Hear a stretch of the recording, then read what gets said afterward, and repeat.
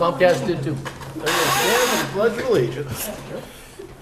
Pledge Allegiance to the flag of the United States of America and to the republic for which it stands, one nation, under God, indivisible, with liberty and justice for all. Okay.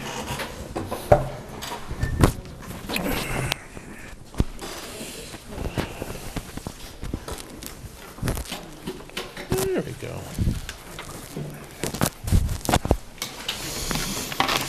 Okay.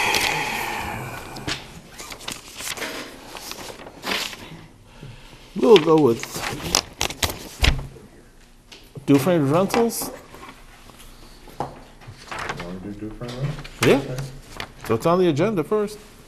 Well, you can do a departmental report. Correspondence. I have one different rental. It is for June 23rd, 2019. It's a high school graduation party. Number of people is 150. Liquor authorized is none. It is the parking lot area, open field, wooded areas on either side of the open field and the pavilion. It goes from 8 a.m. to 9 p.m.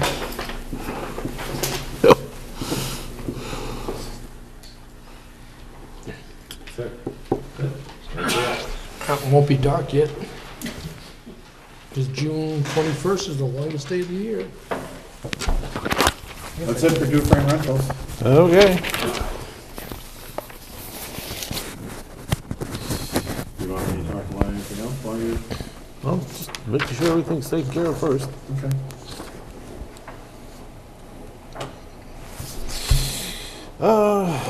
Appointments. Do we have Mr. Murphy in? Come on up.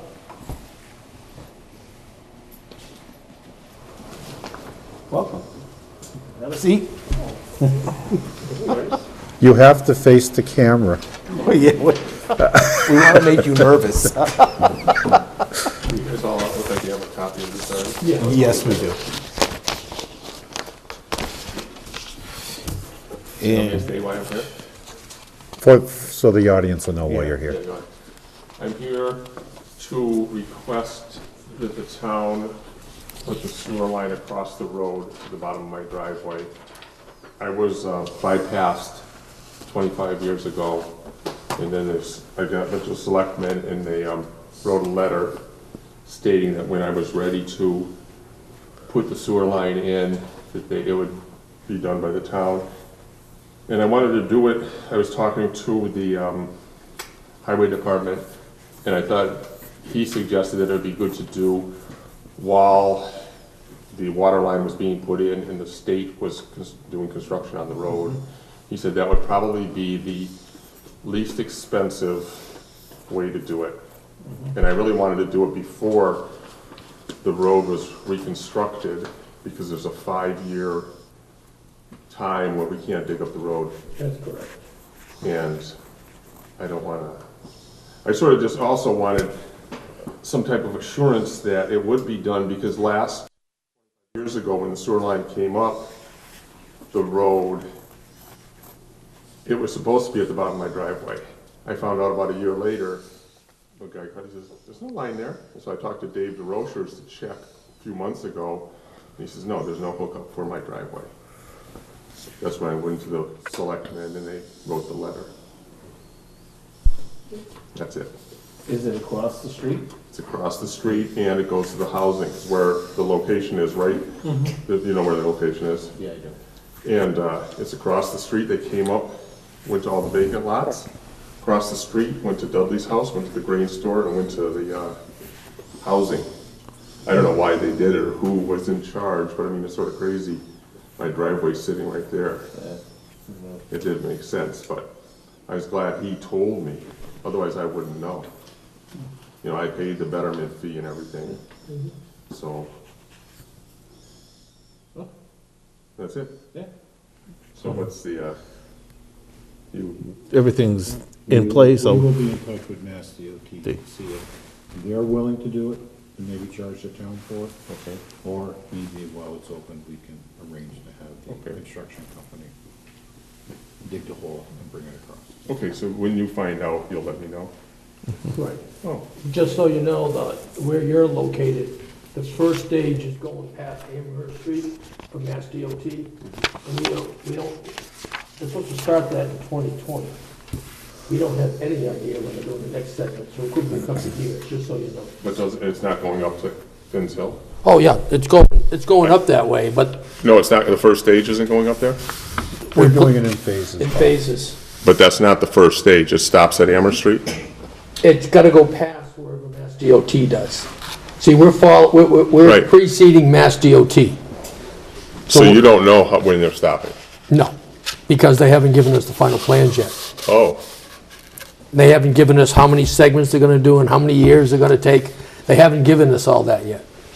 okay, so if this isn't if they don't go by my driveway in the first stage, Then you get the we could second probably, segment. or if I needed it sooner, we could arrange something else. Okay, I just thought it would be, Actually, I was talking with David. He said there's two possible ways to connect to your driveway. One is to go across to the pipe on the other side of 202. The other one is to connect into the manhole up by Finn's Hill and run the pipe down to your property from okay, there. so that would probably be, if they're not digging up the highway, cheaper That's to do that. that's option two, Right. yes. Okay, so if you do need it before the planned construction, you just let us know and then we'll plan on How having much it. of a lead time, As much as you can give me, right? So like 4 months, 6 months? as much as you can. That way we can be able to get David to schedule it. Okay, And do it from there. but you'll let me know when, if you can find out, well, you won't know with the state how far, Well, they have to do public hearings here. What we can do is, we have the names of some engineers on the project for the whole 202 Yeah. to the Belchertown line. We can try and get in touch with them and ask them, what's the projected date to go past 107 Amherst Street? Okay, and then we can maybe give you a better idea at that point. great. Okay, Okay? thank you very much. That's easy enough, right? Yep.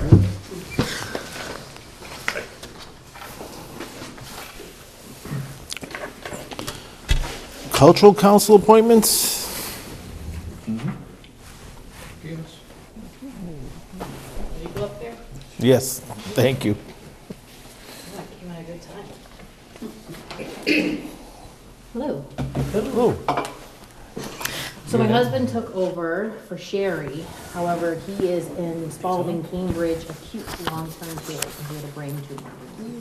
Right here, go. Right here. Well, thank you, I appreciate that. So I'm stepping in and helping out. And your name is, Elizabeth Laguerre, and your address is? 23 New Ludlow Road in Granby. thank you. You're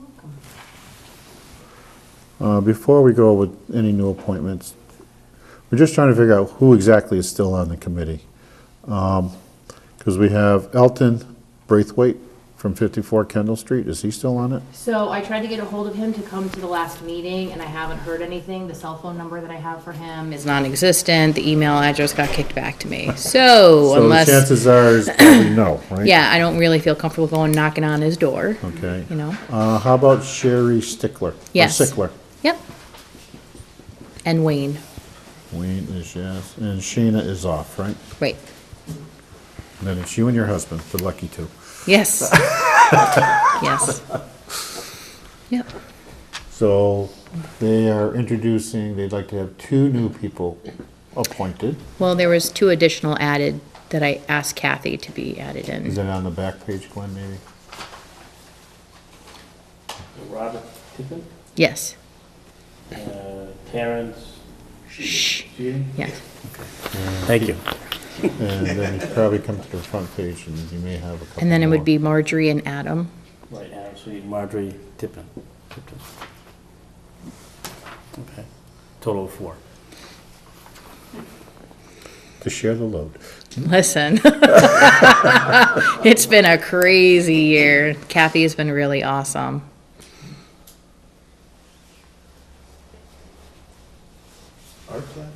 Yeah. When I can get a hold of her, I feel so bad, you know? So is everybody here? Adam at least? Yep. Maybe Adam didn't show up. Adam's not I here? asked him if he could, and I guess not. Okay, So only 3 people tonight. all right. Well, I'll make a motion that we appoint Marjorie Tipton and Robert Tipton, and also Terrence Sheeting, to the Granby Cultural Council Yep. Through June 30th, this year, 2019. through June And then thirtieth. we renew every July 1st for a 1-year term. Okay. Through June 30th, 2019. And I will second Glenn's motion. All in favor? Aye. All right, thank you. Congratulations. Thank you. Congratulations. Thank For being you. part of it.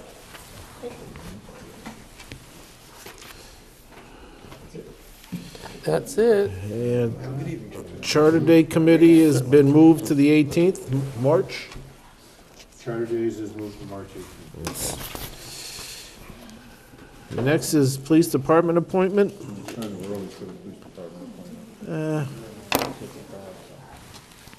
When you have someone comes in who doesn't want it, you never know. Okay. Well, you can go into new business if you want. Or, if you want, I can talk a little bit. If you'd like, you can always talk. Thank you. We just got our revised OPEB liability.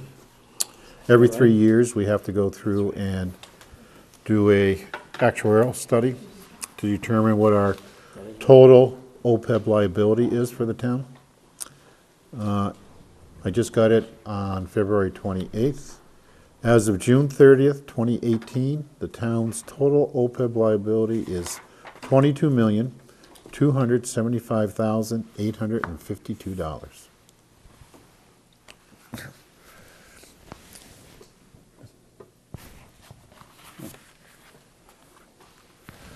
And that is based upon our current enrollment. It's based upon the age of our current enrollees, using the current mortality tables, looking at what the percent increase has been going up for our rates. We also have group insurance rates for the teacher retirees who end up going on the group insurance commission group plans. And basically, that's what it comes to, 22 million. Now, as we're talking about this, in the past, the town has allowed any elected official who wanted to join the town's health insurance policy.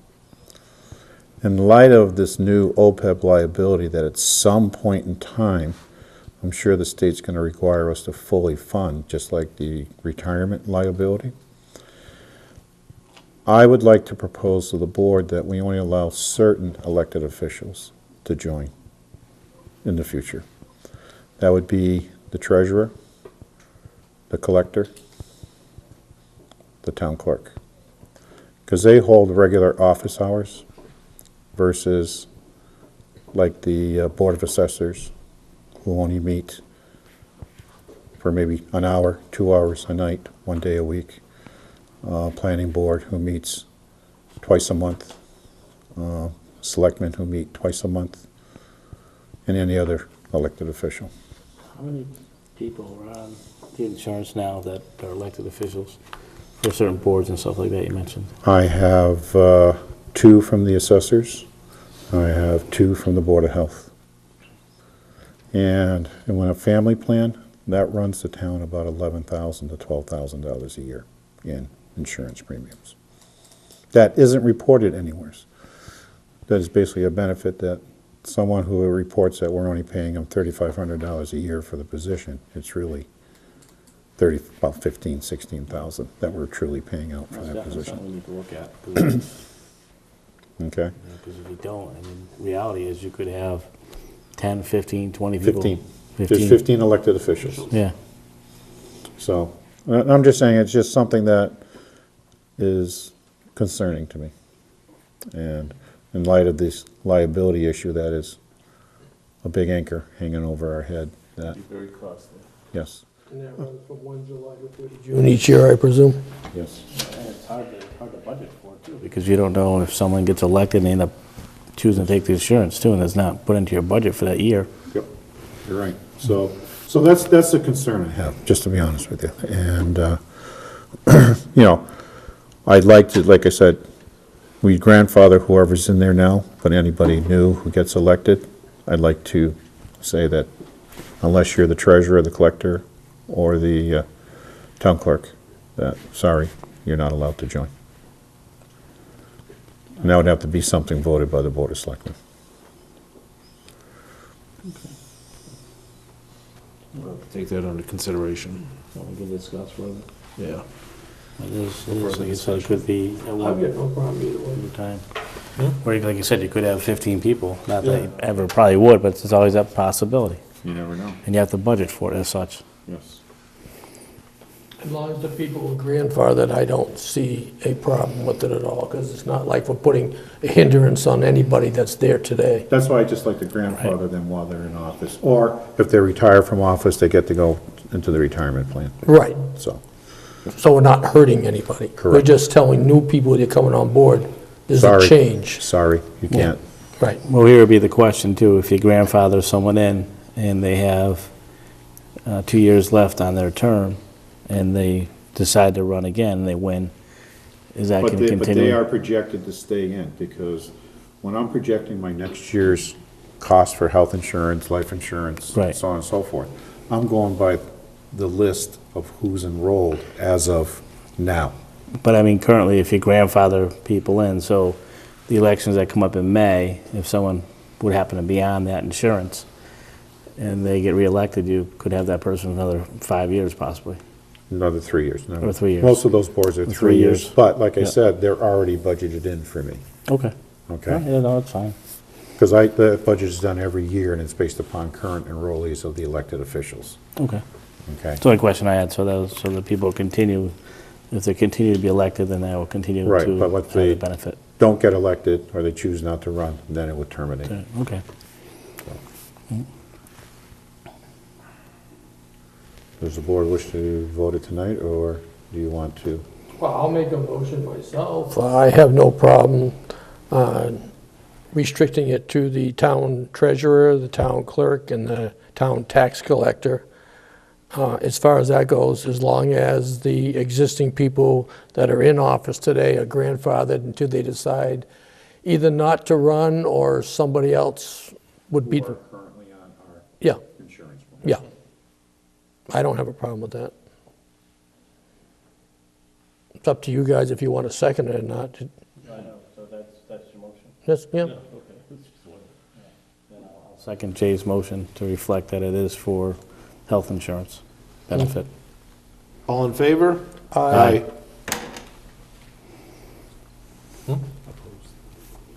Or is anybody opposed? Opposed. Anybody opposed? Mr. Opposed. We all said Thank you. okay. You're still supposed to say. Okay. Will letters be sent out to the individuals so they know? Now, is there some kind of documentation that was put out in the past that people were elected? You just told people when they were elected they were eligible. So there's nothing that we got to put out? Okay, no No. problem. No, but what we will do is just notify those currently on the plan Right. that your benefits won't be affected unless you choose not to run or do not get reelected.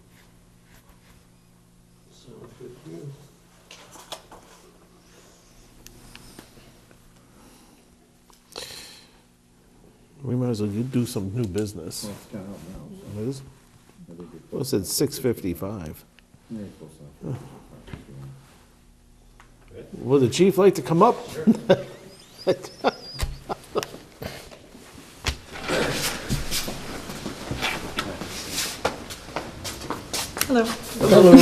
So I want to just actually clarify something really quickly. As you know, the Police Advisory Board met, and actually in January, the letter that I sent you actually says April, which would have happened in the future, so that didn't happen. It's January. How it ended up April, that's on me, but I don't know how. So they met on January 28th, and they interviewed all three candidates. They loved all three candidates, and so they had to figure out who they were going to pick. They decided to recommend Kendall Hill for the position, and they did so. Just to tell you a little bit about Kendall, she's been a part-time police officer in Granby since 2012.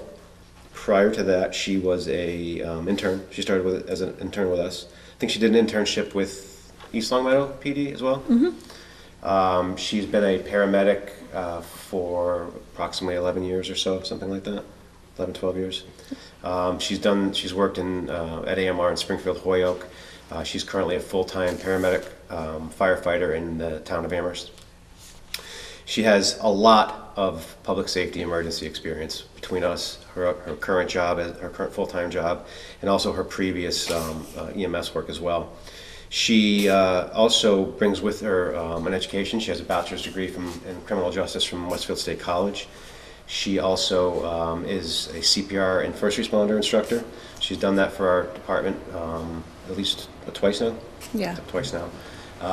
She has a laundry list of other trainings that I won't bore you with, but one of them is she's a part of a regional crisis incident stress management team for police officers and other public safety people who are involved in really stressful situations and how to debrief them.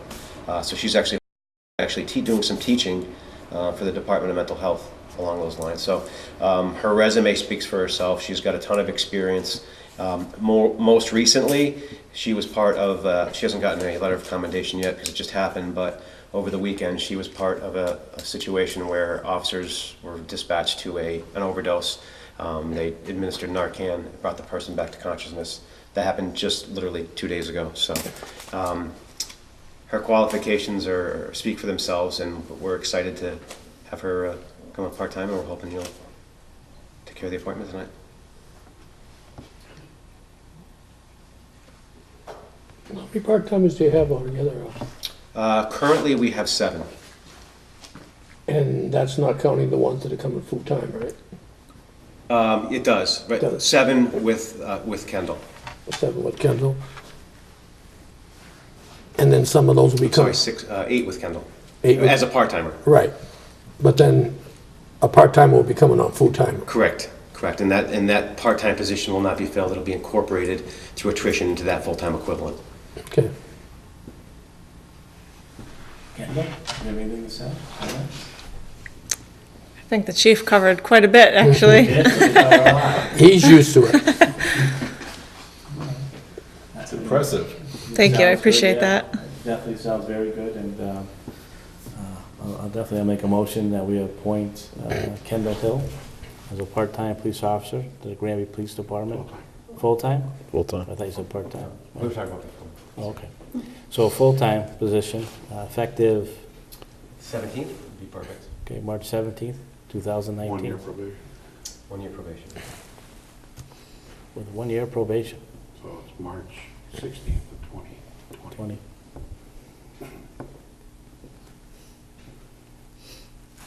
I will second Glenn's motion. I just want to make sure he was finished. Oh, yeah. All Nothing. Go ahead. in favor? Aye. Any opposed? Quick question, Chief. Yes. Is an academy coming up soon? It is. The academy starting in June, so we have to really kind of get things moving in terms of getting her the PAT and getting the academy application in. I think we should be able to get it in. Well, you get 3 months, 2 months. We can get it done in 3 months. I don't know if the state can. Okay. Kendall, welcome. Thank you. Thank you, appreciate it. Thank you. Thank you very much. Appreciate it. Thank you. Congratulations. Thank you. No, you don't Yeah, have to come show. on. Come on, you can't even hang on. Yes, I can. Congratulations.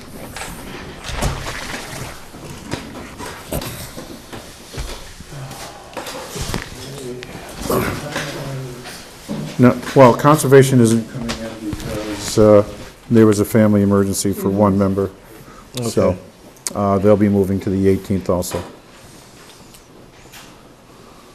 So now you're down into new business and information. Yes.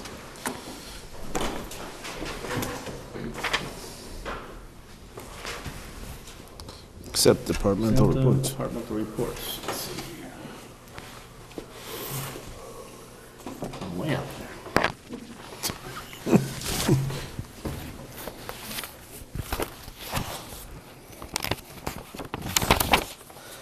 saw this.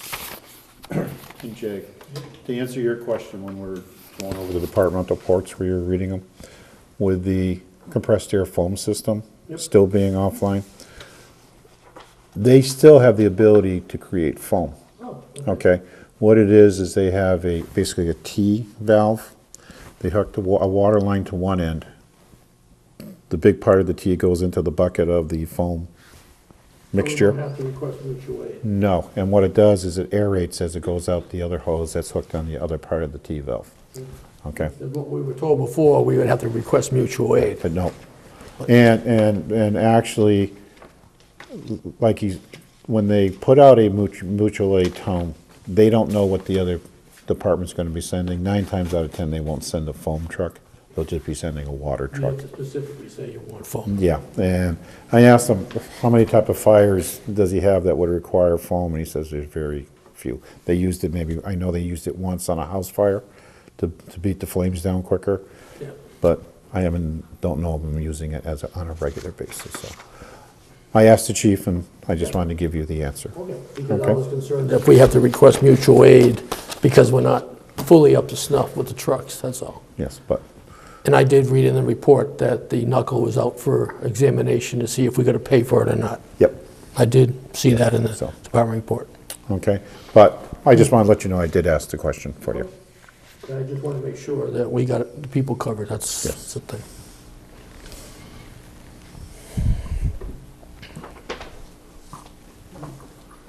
I'll make a motion that we accept the departmental reports.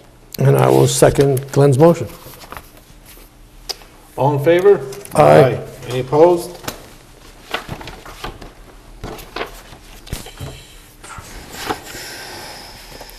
Maintenance.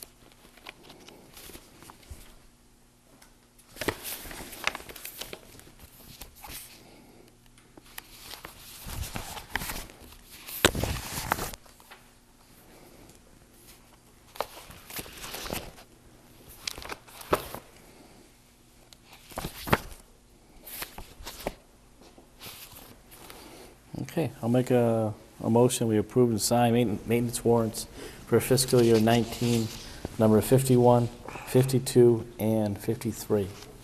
I will second Glenn's motion. All in favor? Aye. Any opposed? No.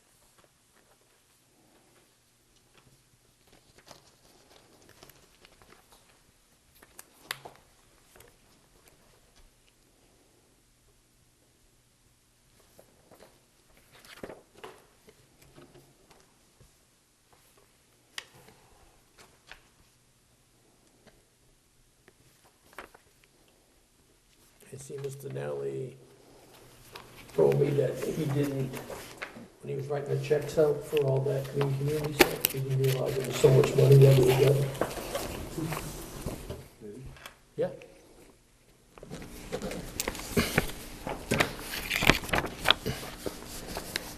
Because all he does is see the money go out. He didn't see it come in there.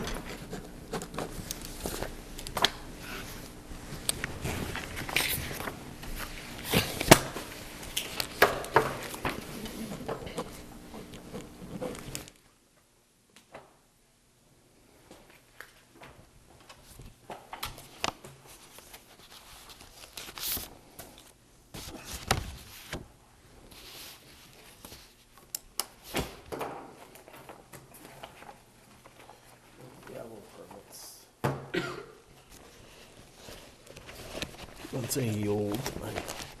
What's with me?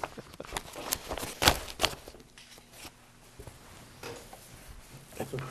That's okay. I got it. Didn't go far.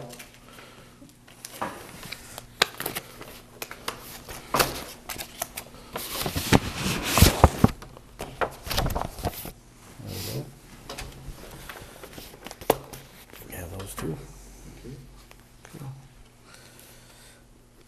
You have gravel permits renewals? Probably under new business. Energy committee, correspondence. Old business. Old business. No, it would be new business, not old business. Probably the bottom one there. There you go, new business. Oh, it's stuck in with the other one, that's why.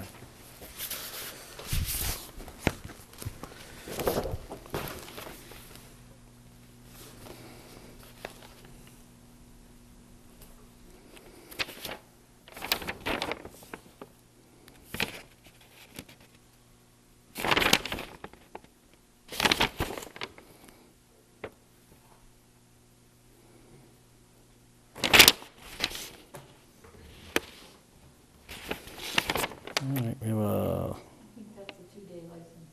Yeah, the 2-day license, yep. We have a license, a liquor license application. No, we're not doing that. We're not doing that That's today? been moved to March 18th. Oh, okay. All right then. Gravel pit renewal. Onric Material and Recycling LLC of 22 Industrial Road, Chicopee, Mass. 01020. Telephone number 413-592-2566. Location of excavation site is 240 Chicopee Street, Granby, Mass. 01033. This is a renewal for gravel permit.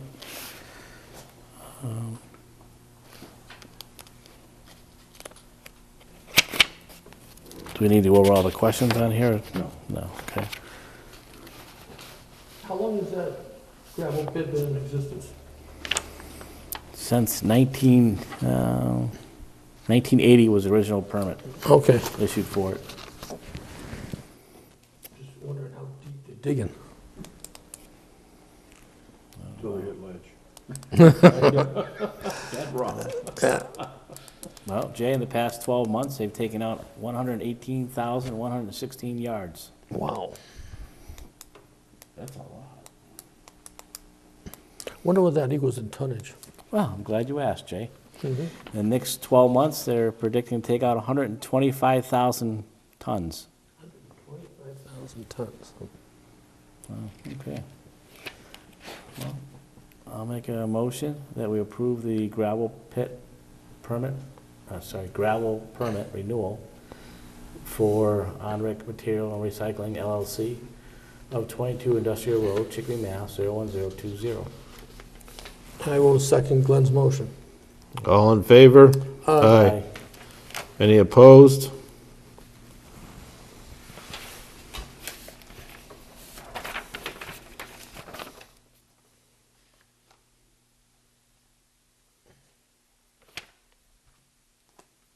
Is this just a copy, Chris? Or there's actually two? There's one at the. And they'll get- Conservation, and then there's the permit that actually. Okay, all right, is free. okay.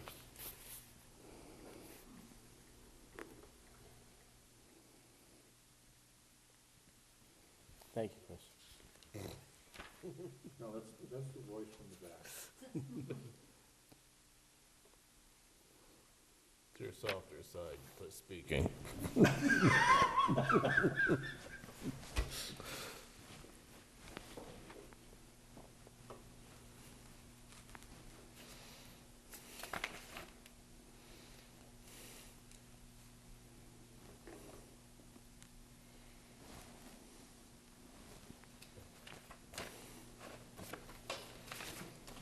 Thank you, sir.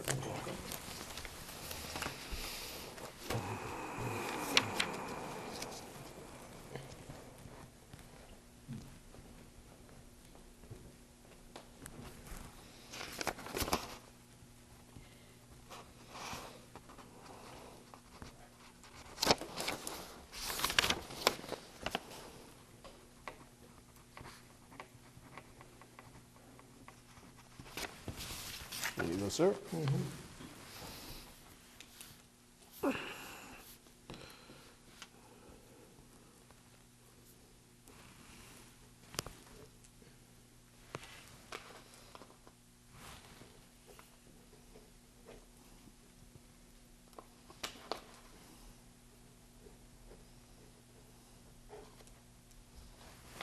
Thank you. Oh, thank you. You're welcome.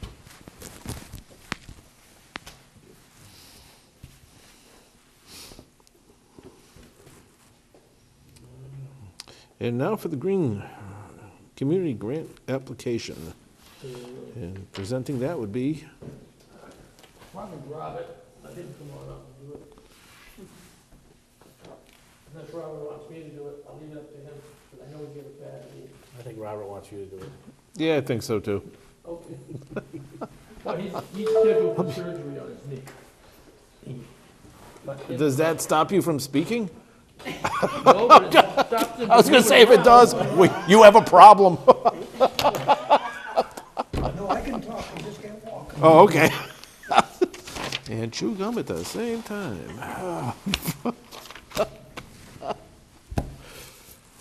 And for people who don't know it, we have Lil and Robert Taylor here tonight from the Energy Committee. The other two members couldn't make it.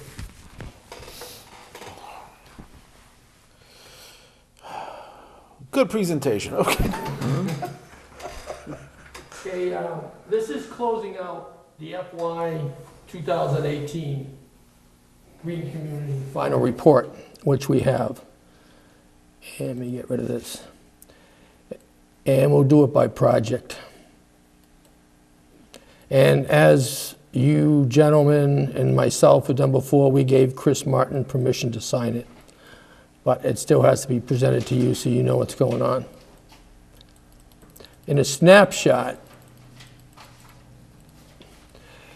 the total grant was $248,702. Project one for the Highway Department, we spent $33,184. The old library, project two, we spent $25,445. Safety complex, $126,379.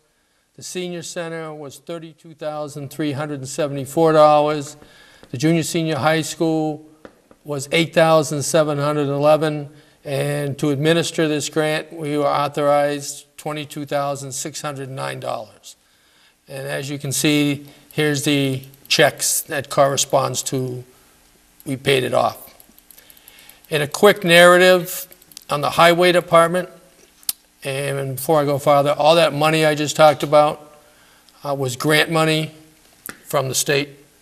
So basically, that's voters' state tax money that we brought home to them to use it on the town of Granby. If you look on the Highway Department, they installed new LED lights, weatherization, and they put the BERT plug load controls into the building to make it more efficient. And you can say we got photos 1, 2, 3, and 14 when we get down that far. One thing to notice here is the utility rebate. The Energy Committee got an additional $2,975 in addition to the $33,184. That's why we were able to do more work than regularly scheduled in it. And if you want a quick note, according to the people at the Highway Department, it's a lot warmer.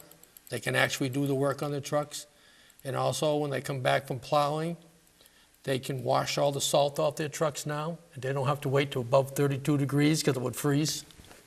So I think it's substantial good for the Highway Department to have that, to make those trucks last longer by getting the salt out of them as soon as possible.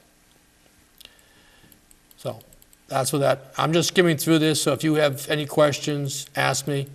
The old library, again, was $25,445. But again, the Energy Committee filed for a utility rebate. We got an additional $4,456. You put them together, and what we did at the old library, main thing is we put a heat pump in.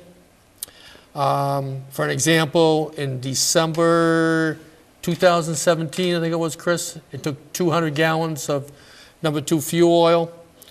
When they came back to fill it up in January of 2019, it took 6 gallons. So that's 194 gallons of fuel oil saved for that particular installation. We also put LED lights in there, inside and out. When I say LED lights on any of the buildings, it's inside and outside. Hey, for 2 years, only use 6 gallons of fuel? So that one's filled up, 1 year. That's, Oh, yeah, 1 year, 2017, 18. But still, 1 year, only use 6 gallons of fuel? For a December period of time. For the December period, so do it by calendar. November to December. Okay. A 1 month period of time, we used 202 gallons last year. We used 6 gallons this year, after the heat pump was installed. So this shows you how much a heat pump, if anybody listening and they have to put a furnace in their house or an air conditioner, you might want to consider a heat pump instead. What's I mean? So the heat pump only use 6 gallons of fuel for, Heat pump doesn't use it at all. The heat pump does everything by itself. The heat pump is only good to minus 14 degrees Fahrenheit.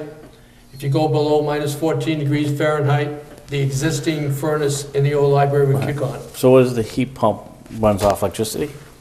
Yes, Okay. runs off electricity. So is there a way we can compare eventually the electricity costs to the The fuel costs? That's what my Yes. question Yes. was. Yes, we can.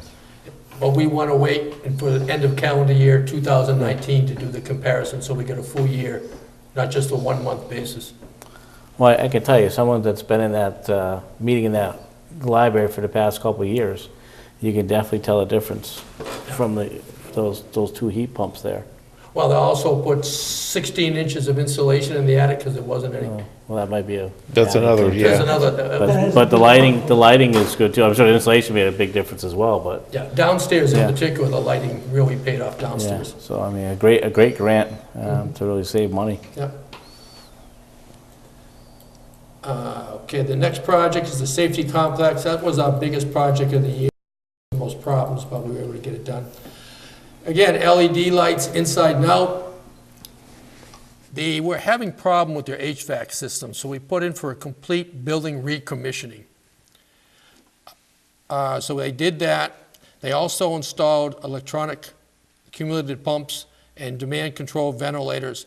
Basically, you're talking variable speed valves versus constant speed valves. So they'll only turn as fast as required.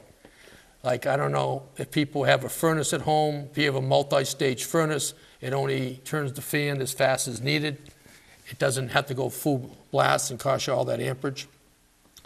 The overall cost originally was $126,379, and we got a utility rebate by using, not Mass Save, but from National Grid for another $27,105. And the biggest thing about that building is, according to the majority of the people you say, because you're never going to make everybody happy, everybody's happy, particularly the dispatches, with the temperature in the building. It doesn't fluctuate like it used to. And as far as if you go into the dispatch office itself, you can see the cameras outside. There are no shadows anymore with the LED lights anywhere. So particularly when the dispatchers leave at all hours of the night, stuff like that, they know where their car's parked and they can see it ahead of time. One of the biggest things in that building, as we know, the majority of our fire department and ambulance is a call force. What used to be done in the past, they'd leave the lights on in the apparatus bay for 24/7, because when the call force had to come in the middle of the night, there was a safety thing as far as them wearing to know where the switches were. So between the call force coming in and then being able to respond faster, the new LED lights are motion censored and they're on only when required. So we're looking at a substantial decrease in the electric usage in that building.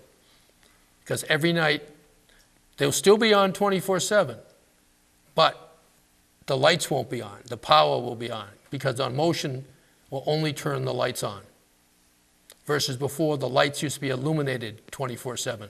They will no longer be illuminated 24/7, but they'll be available 24/7 through motion sensors. What's the timeframe we're looking at as far as to see the cost savings? Are we going 6 months, a year? We could compare it month by month, but then you have to put in the weather factor Yeah, as far as yeah. that. I I mean, mean, what we if we- could do that, but I Or if mean, we can do like 1 year, I mean, with guys do I like like to 6 do it months, every 6 months. 6 months. Or every quarter, because every quarter is a different type, whether it's, winter, spring, True. fall, summer. Yeah, I'd just be curious as far as how it compares to like 1 quarter before. Chris will tell you the Mass Energy Insight database we have to put in, we're so micromanaged, it can tell you how many gallons of fuel was bought for every vehicle in the town, how many gallons of diesel, how much electricity each building or each furnace used. So, we do have all that data available, and it is substantial. No, like I said, in the future, it'd be good to report out, because then people can actually see what the savings are. It's Right. one thing kind of to talk about everything, but they can actually show the actual dollar amounts that we're saving. That Like, from when we did the pipeline at special town meeting in 4 March, the energy auditors from Boston were predicting we would save about $36,000 in energy just in calendar year 19 alone. wow. And that was just for this one grant. That's not counting the work we did earlier or the work we'll be presenting later. The biggest issue we had with this particular building, because we did so much work in it, a lot of the electrical components were manufactured in Mexico. And between NAFTA being renegotiated, which shut the border down because they wouldn't let the parts across so they know what tariff to charge them. And then the federal government decided to shut down for a period of time. Our parts got left on the other side of the border and couldn't get over here. So we were about a week late in getting the job finished. And Mass DOER is aware of it. And we are not the only municipality in that particular issue, whatever you want to call it. The senior center here. The senior center, put in $32,374 from a grant, and we put in from a utility rebate another $12,111. This building has new lights, new Wi-Fi thermostat, so we can use it day and night now. It's not like you have to adjust it, you can do it on the fly. Like Mr. Martin can do it from his cell phone if he so desires. Like I say, lights inside and out. Insulation, there was only 2 inches of insulation in this attic, believe it or not. So this, we found out this building was built, 4 different segments? 4 different segments. So this building was originally built, then 1 addition, then 2 additions, then 3 additions were put on it. So it became a logistical nightmare on how to figure out how to do it to save the money. And for you know, there are 4 furnaces and 3 air conditioners in this building. Or is it, there's 4 air conditioners, right? There's 4 and 4, 4 furnaces and 4 air conditioners in this building because it was built at 4 different times through additions. So that lent to be a pretty much of a hassle on it. But we got it done. The junior senior high school. Before you move on, Jim, Sure. do you want to mention about the Columbia Gas check that we received on Friday? Oh yeah, Columbia Gas came in on Friday for our efforts in this building. They gave us $8,400.50. Yep.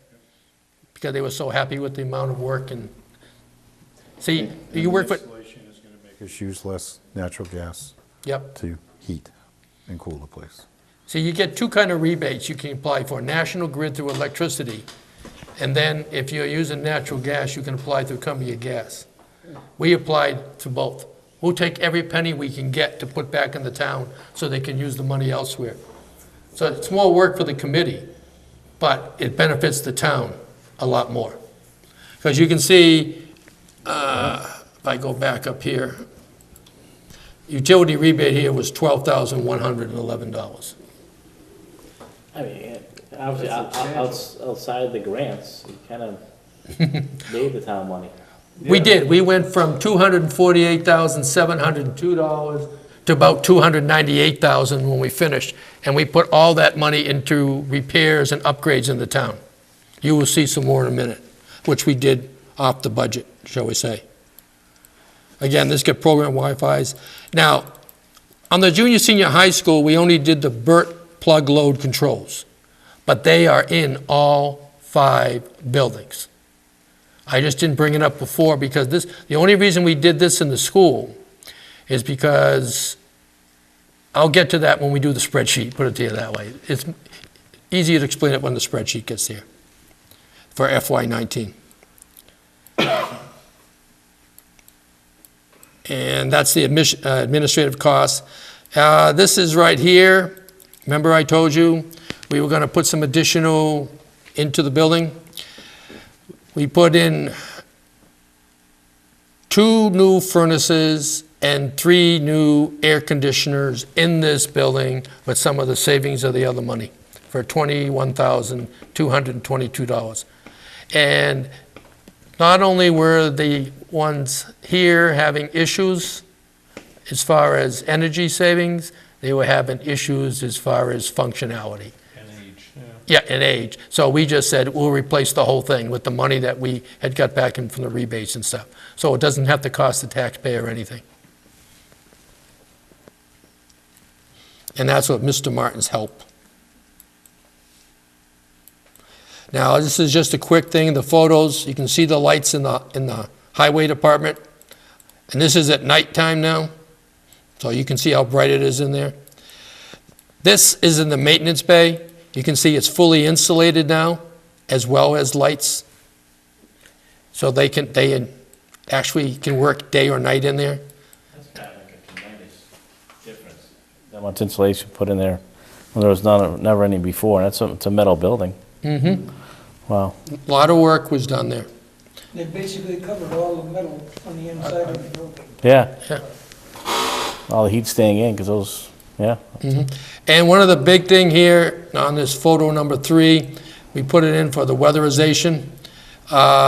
Again, they can bring their trucks in after plowing now, and they can wash them and not worry about the trucks freezing up. Because if it's below 32 degrees, they don't have to wait till it's above 32 to wash the trucks. And this, we put this in here for the weather stripping on this particular door.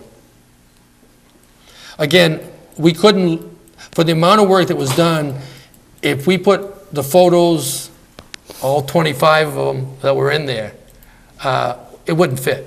So we had to keep it down to a manageable size. So there's a lot more work that was done than the actual photos. As you said, Glenn, this is your favorite building from the planning board. You can see the lights. I'd say it's my favorite building. Well, you spend a lot of time there, put it that way, okay? And there's the outlets for the upstairs heat pumps, as well as, if you look at the top, you can see the lights are LED now, up the top. This is your downstairs in the old library. Again, you have your lights, and you have the combination heat and air conditioner from the heat pump right there. So both floors are taken care of.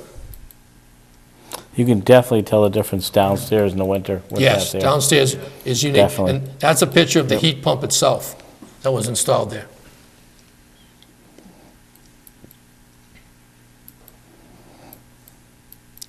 We're going in the safety complex now.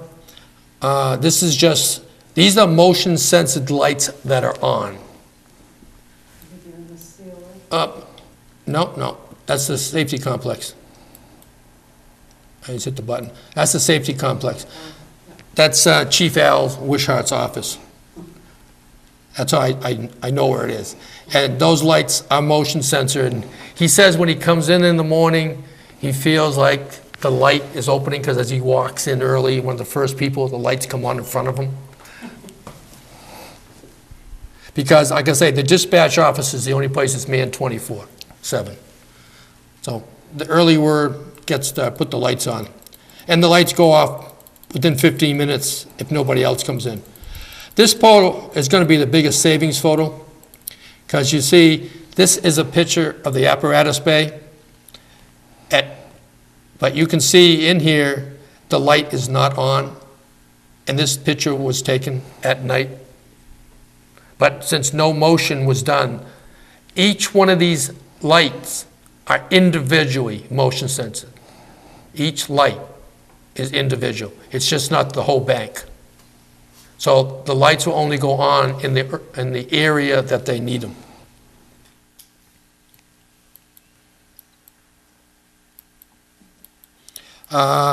As I said before, we did a complete retro commissioning of the building for air and air conditioning and heat, and new thermostats. It's just checking up on them. They put data loggers in them to see how accurate and calibrated they are. And we're still working with that a little bit. And to be honest with you, once the summer gets here, we're probably going to have to make some more adjustments. But with this contract we have 2 years parts and 2 years labor warranty. So for the next 2 years, anything that goes wrong with this building within is covered by the warranty. It's better than even the school that got a 1-year warranty. All the work that we did had 2-year warranty on it. These are the variable speed pumps I told you about. Before, they all used to be constant speed pumps. Here's a picture of 4 of them. There were 11 of them actually replaced in the entire building. But a pump is a pump is a pump, so I couldn't see putting all the different pictures in. So I just put the picture in to show the most in one particular area. They are scattered throughout the building where required. This is what the safety complex looks at night now with the LED lights. And I will say right here, I'll skip that, I'll say it later. We got so many of these to give them. But this is what the safety complex looks at night now. You can see it's so lit up. Now we're in the senior center. And you can see these are programmable. You can set the date and time. You want everything what you want them to be. And if we have, like tonight's meeting, Mr. Martin can use his cell phone and turn the heat on to whenever he wants to for us down here. So you don't have to leave the building on at a constant all the time. You can save. And as you can tell, they are locked and secured so nobody can mess with them. Mr. Martin can also adjust and change all the lights at the safety complex. We got that built into his phone too. That was actually completed today by him. It's a password. These are just showing lights, and if you look over here, there's a hatchway here to put insulation in. And that's what a burst detector looks like if you haven't seen one. What they are is like the TV you're looking at right now. I'm going to say back when I was a kid, I'm not going to say you guys, I'll say me, I'll speak for myself. We had to wait for the TV to power up once we turned it on because it didn't have any electricity to it until you turn it on. Now all the electrical gear has electricity whenever it's plugged in. Well, these BERT will, when we program them, because right now they're collecting data, and then what we're going to do is we're going to program them when things are not being used, copiers, water coolers, printers, you name it. We got 91 of these scattered throughout the town right now. And we'll program them after looking at them. And when they're getting no usage, we are going to turn them electricity completely off. Now, there is on the top here, you can see my little hand there. There's a little button right there. If anybody was to come in on a non-scheduled time, you'll push and hold that button down for 6 seconds, and it's like your thermostat. It'll come on, and it won't do anything to the next scheduled time period. So you can set those like as a timer? Like yes. 8 in the morning to 4 p.m. and then they go off. It's not, just like a thermostat. It's not pulling any more power? That's it. They pull exactly 0 power through them. They will not let power come through. Wow. And that's where you use most of your electricity now, is the residual power that's going to all the equipment, whether it's coffee pots or whatever. And you put them in there, and it just stops them. But again, you can manually override them, or you could reprogram them. And Mr. Martin has the ability to do that as well. See, another hat we give them. And if you see these stickers on them like this, that means at that particular outlet, wherever that cord goes through, it goes to the apparatus that is using the most amperage. Because sometimes there's more than one in that area, and you have to make a choice. For example, if you go to the fire department. Don't remove the sticker, you get the wrap and change. That's right. Don't remove the stickers. As you can't see it from here. It says bird on both sides. And I've got extra stickers upstairs, so when you get new equipment, I can get one from Mr. Martin and put it on it. And you can see we also have to give the information about the news media to Mass DOER so they can put it up on their website on what we did and all stuff like that. So you can see this report is quite substantial to do. And if you wanted to hear what they had to say, I could put my speaker on and you could hear it if I hit the link. But I don't think you really want to hear it, unless you do. The new library wasn't eligible yet? Is that The right? new library was not eligible until September of 2018 because you have to be 5 years old or more to be eligible. Is that because of data or just because that's the length of the year? Well, for two things. Mass DOER doesn't figure as the technology's changed. If you had bought the latest and greatest, you wouldn't need anything for 5 years. In addition to that, you need 5 years worth of data to justify the upgrade. It's a combination of both. So that's it with this one. And now, that's 2018, and here's your 2019. This is what Energy Committee is recommending, that the energy conservation measures that we submit for FY19. The green was completed in 2018, the yellow is recommended for 2019, and the red is to be determined because we're maxed at $250,000 per year. And we had over $600,000 in energy conservation measures to do on the last audit. This, looking at a new heat pump, like we did for the old library, to put in the highway department for next year. And the new library, as you said, Glenn, it became eligible. So we're looking, when we look to apply an energy conservation measure, we also look, is the equipment working properly? If the equipment in the building is not working properly, it's getting substantially less than max it could do, like we did in the safety complex. So that's why we completely did the safety complex over again. We're going to completely do all the new library over again. Because a water pipe froze last year because they put a water pipe on an exterior wall. Yeah, and there's condensation in the summertime dripping on the books in the library. So it needs to be rectified, and by the way we can do it and not take any of the residential people's tax money. Because this, again, this is state tax money that people pay, we all pay, and we're just trying to bring the money home to use it in town. So that's what we're recommending for the new library. And if you guys want to go over anything in particular, we got all the prices, the payback years, everything all in the spreadsheet. As you can see in the old library, that building is now completely finished. We don't have to go back and do anything with that. We've completed all the tasks in that building. The safety complex is all finished except weatherization, and the committee thought we'd leave that one till last because let it wear out a while longer so we get more bang for our buck, because we got other bigger things that we can do with the money. But like the plug load controls, if you look at this one, the payback is 1.1 years. So 1.1 years, the cost the state paid for that would pay itself back in the energies that it's saving. The Metro recommissioning is 3.9 years. When these grants are put in, they're competitive. We're competing with all the other green communities. Last year, there was, what, 213? Yeah, 213. And only 80 got grants last year, with us being one of them. We did very well.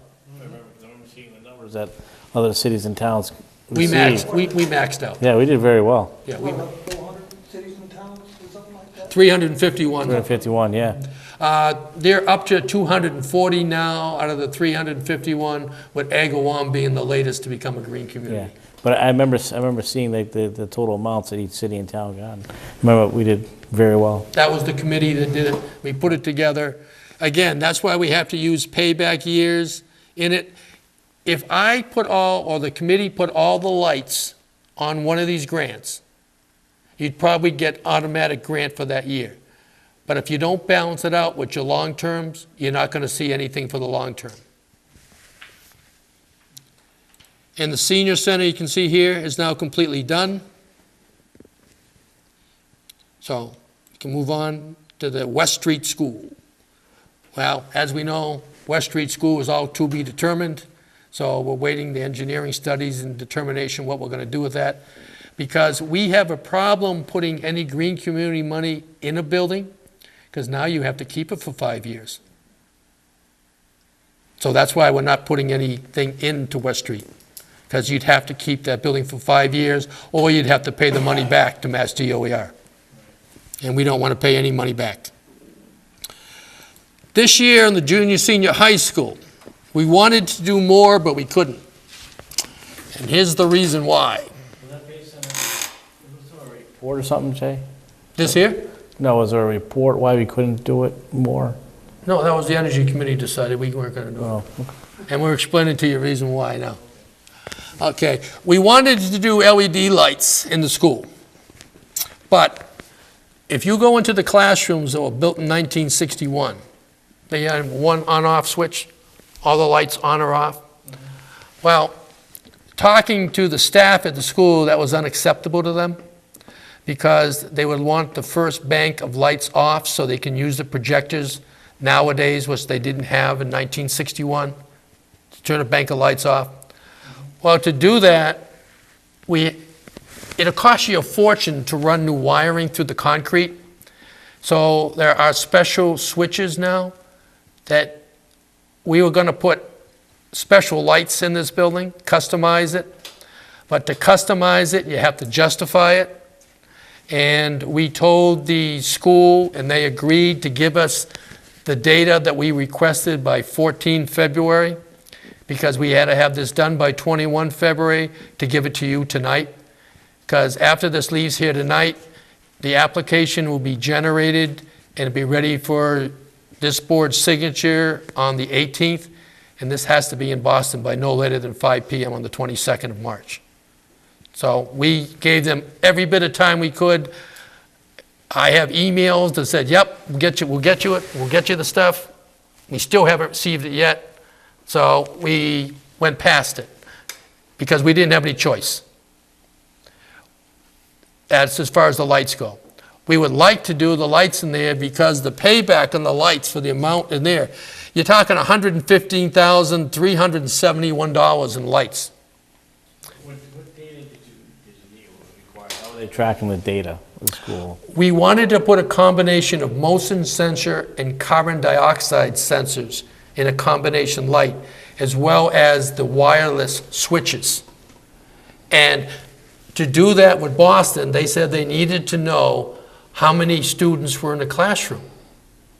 Because if you don't have, we know we have a small school enrollment. Right. And if we just put motion sensor lights in there with a small number of students, the lights could be going on and off whenever they raise their hands. With a CO2 sensor added to the motion sensor, it would sense the carbon dioxide the people in the room are expelling, and it wouldn't allow the lights to go out. So it wouldn't disturb the classroom environment. And that's why that's really customization of lights. So the only data that you needed was how many students were in the classroom? Yep, on a regular day, how many classrooms during the class, how many students are in this classroom, how many students in this classroom. And I mean, I can forward you emails and say we're going to get it, but we never got it. So And the cutoff dates is come and gone? it's come and gone. This leaves after your permission tonight. The application, it's going to take us 2 weeks to do it, and it has to be in Boston by 5 PM on the 22nd. And for us to do a customization plan with justification, there's no way we could write it now. It's way too late. We requested it. We were supposed to have it by 14 February, the latest. And then we gave them a week buffer because our max date was 21 February. But we said we wanted it by 14 February in case there was additional information we needed, and the school never gave us the information. Can you send me those emails, Jay? Yes. Thank you.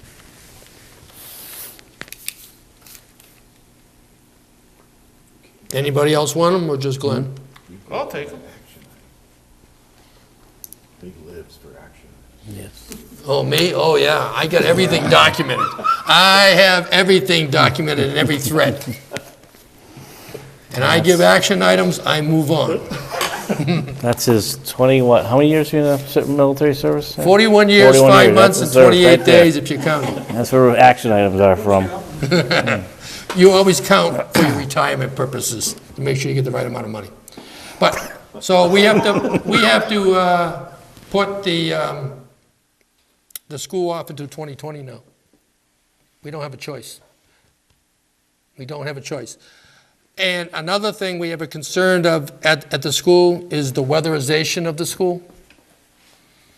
Because the air handlers in the school are not working properly, because you're getting 95-degree forced pressurized water going out of the boiler room that's coming back in the boiler room at 91 degrees.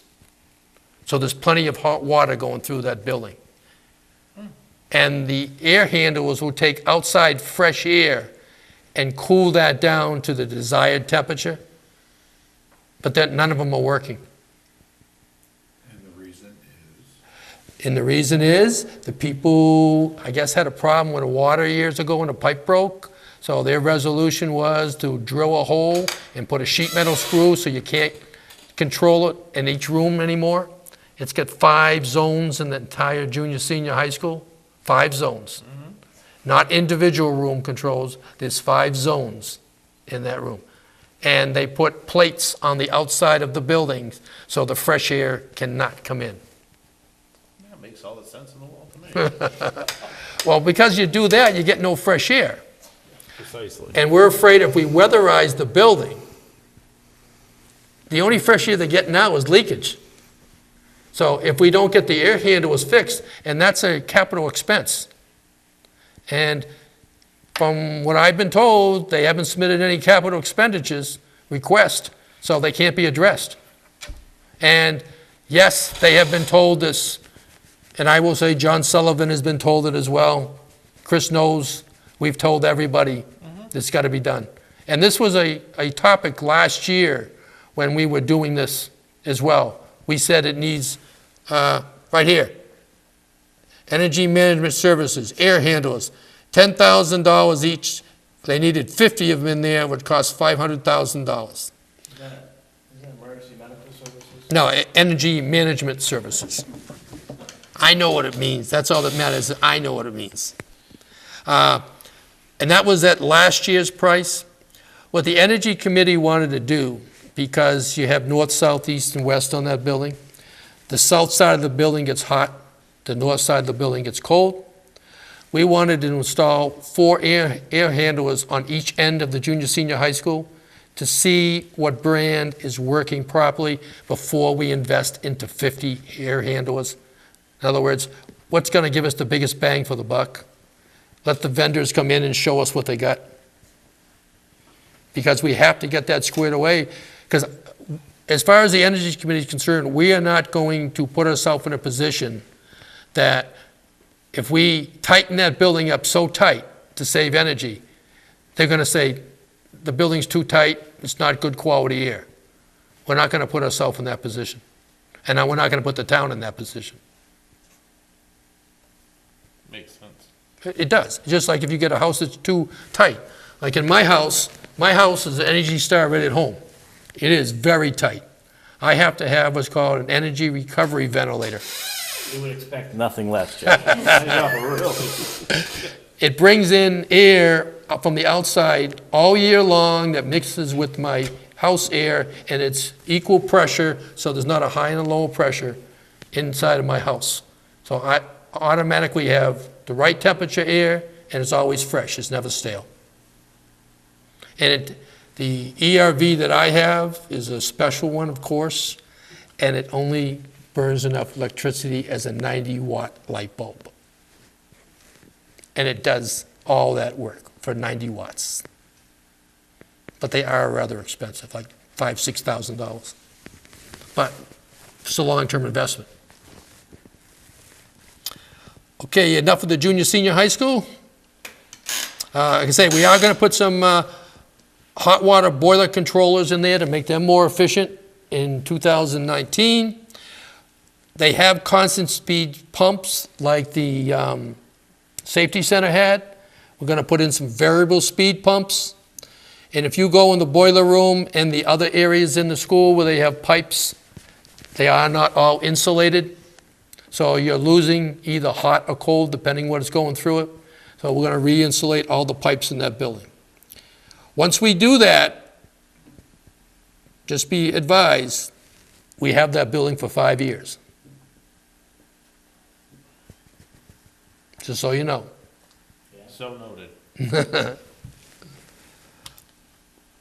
The plug load controls, we could pull out because they only plug in the wall. So that's why we went ahead with them on this year, to help them save energy.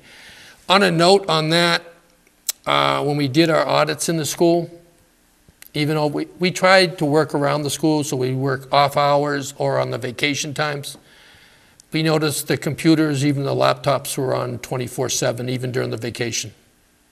So they're not saving any energy over there at all.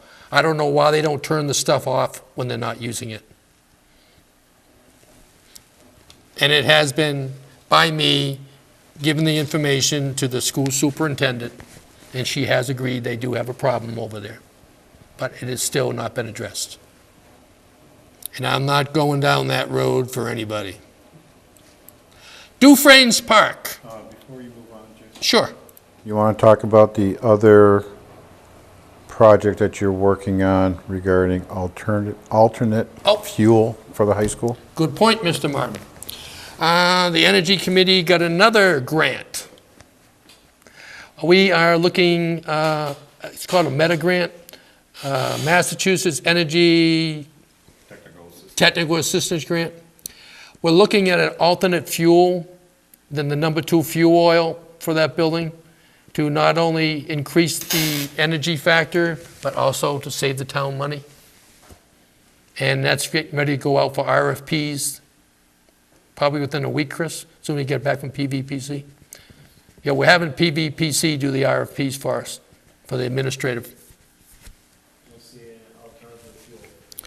If I had my choice, it would be propane, because hopefully when we bring the water line up 202, hopefully Columbia Gas comes with us and we could just plug in natural gas. That would be my hope. But again, that's a wish. But we'll see what the study comes back, because it'll list more than one kind of fuel as an alternate fuel, and it'll tell you this one is this efficient, this efficient, this efficient, because they can't really recommend something that's not, they can't recommend natural gas.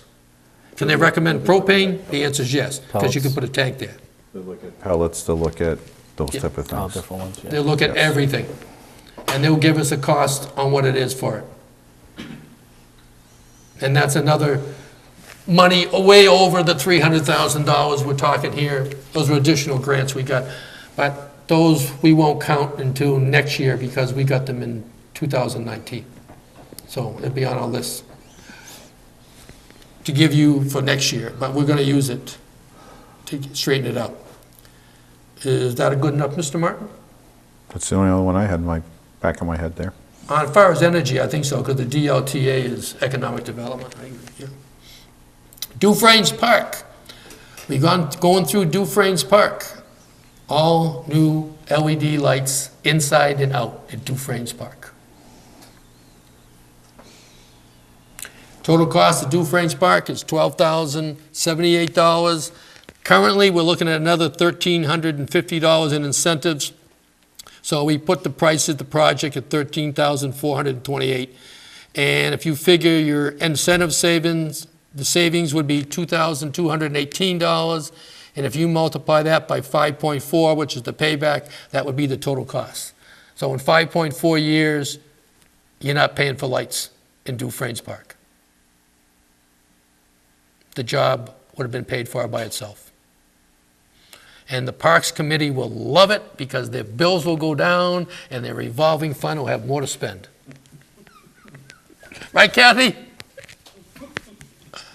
Okay, anything else on, do you guys, this is what the Energy Committee is recommending for energy conservation measures. Any questions? Do you want any suggested recommended changes, or are we just going ahead with it? It depends how long you want to spend here. I mean, I can go through each and every tab on my spreadsheet and each and every... I think they got a good enough plan. I think we want to go forward with what you're proposing. Okay, because we do all the work. We know the ins and outs. So. Okay, let's get rid of this one. And we'll go into some more grants for energy on my list here. I got to make sure I got to stay up. Not Kathy's agenda, my agenda now on this one. Okay, we just did that one, that one. LED streetlight conversion. I'll just throw that in now before I forget it. In calendar year 2019, we're doing a complete conversion of the town from the sodium-based lights to LED lights. It'll save 2/3 of the current electricity that the town uses on streetlights. And believe it or not, every pole is its own account number. So we can tell you by pole and how much they use. And I think the largest vote we're putting up, Chris, is equivalent to 50 watts. I think the largest. We did a 100 watt. We did a 100 watt one? That replaces a 400 watt sodium. That's right. What we did, Chris and I talked about it, we brought it back to the Energy Committee. Our police department went around and checked all the existing lights to see where it could be duller or brighter as far as the current lighting, and that's how we selected the wattage of the new LED bulbs. But like Chris says, the largest one in the town is 400, and we're replacing it with a 100. Over Kathy's desk upstairs, just to bring it out, I just remembered it. You had what, 120 watt, I think it was, above your head? She now has 10 watts above her head. And she said it was too bright. So we had to take one of the bulbs out because it was too bright. She uses double bulbs. That's how much these lights can actually save and actually do brighten and illumination. Like above your head right now, you're looking at 20 watts. Yep, not the old 90 watters. Those are 20 watters up there. I think how the difference too, like some people's house have the lights, like for outdoor lights. The difference is there's definitely a brightness to them. There's a definite brightness. Well, a lot of people have to realize, unless you get the expensive shaped lights like we did for the safety complex, they come down in a cone. So we got the lights, if you look at me, Glenn, like this, it flex like this. Right. So you got two cones coming down, because the old sodiums would be a global, where the LED is a cone. So if you want to do a wide spread, you got to do more than just down, you got to diffuse it out. And that's what we did at the safety complex. You definitely go by. At night, the safety complex is definitely, knows the difference. I believe all the lights on the side streets have been done now, Chris. It's just 202 we're waiting to finish. And they can't finish it for two reasons. Number one, the snow's in the way. And number two is they're going to need those details out there, police detail, because of Route 202, the traffic. But the National Grid has changed all Center Street, Common Street, North Street, Amherst Street. They've already changed all them. Your street's all changed, Glenn. Amherst. So two lights? LEDs. At the intersections. At the, oh, at the All intersection. the intersections, there's a I light. think there's 3, And maybe one 4. right at the corner of Yes. West Street. Yep. Don't undercount, don't Don't undercount. Yours is 3. I'm counting as I'm going up the streets too. Taylor Street, there's none. That's guaranteed. I think there's only one on Taylor Street, and that's a Taylor Street in 202. Yeah, and that hasn't been done yet. No, because it's on 202. Okay, so we're gonna leave I know it's down. on, was that Jennifer Drive over there? That's where I live. Yeah, yeah, when you come out, there's a big, big light right there. They have to let you know where the energies are, Liz. The energies are. Okay, that'll take care of those. And now, these are new grants we want your permission to apply for. With Mr. Martin being the signee, since he wears so many hats. And we do have time constraints on these grants. So I'm gonna go through these to you. Do they have a copy of this page, Kathy? No, you didn't want us to make. Okay, okay, that's fine. If you look at the first column here, workplace charging, and this is Volkswagen funded. This is the Volkswagen settlement money in addition to the state money. So what we're looking at doing on this particular column is putting 4 EV chargers. We'd like to put them under the carport at the police side to get ready for their plug-in hybrid vehicles. Instead of the town paying for it, we'd rather have the state pay 60% of it. Right, wasn't that thing before they pay all of it, but because it can't be used by the general public? You're going to get to that when we move over here. They're down to 80% on general public. One step ahead. I'll skip ahead. But if we get your permission, we'd like to apply for 4 EV chargers for the safety complex for the police. If you gentlemen will agree to that, we'll make out the paperwork and we'll have Mr. Martin sign it. Do we need a vote or anything on that, or just keep Well, how going? many vehicles are we gonna have? So you get 6. Eventually, we Eventually, you're have, gonna replace all your cruisers and unmarked with energy efficient yeah. hybrid vehicles. And we want to put 4 in there, figuring there's 6 vehicles. We figured 3 will be on charge while Right. the other 3 are out Wow. on. And then when they wear down the battery, they come in, flop the vehicle out. Yep. And we're going to configure these 4 chargers on RFID, which is radio frequency identification. So there would be no charge to the user. It would be charged to the town. And they're going to be matched to the 2 we have right out here at the senior center. So if a police vehicle drives down here, they can charge here. If the town vehicle was to go over the safety complex, it could charge there. Your card to go That's with it. right. Mr. Martin now has 10 of them. And if we get this grant, it comes with 25. 25 more. And you can see down here, Cell phone, you're all right. see when it says down here, application deadline rolling, that means first come, first serve. And we want to be first in line. You got that right. So do we have permission to proceed with the application? I'm in favor, absolutely. Yeah, I didn't know if you needed a vote or whatever. I'd like to have Mr. Martin be able to sign it versus bringing it back here because it is first come, first serve. make a motion. Oh, I'll make a motion for Mr. Martin to be able to sign the workplace charging grant for the Granby's safety complex. I'll second Jay's motion. All in favor? Aye.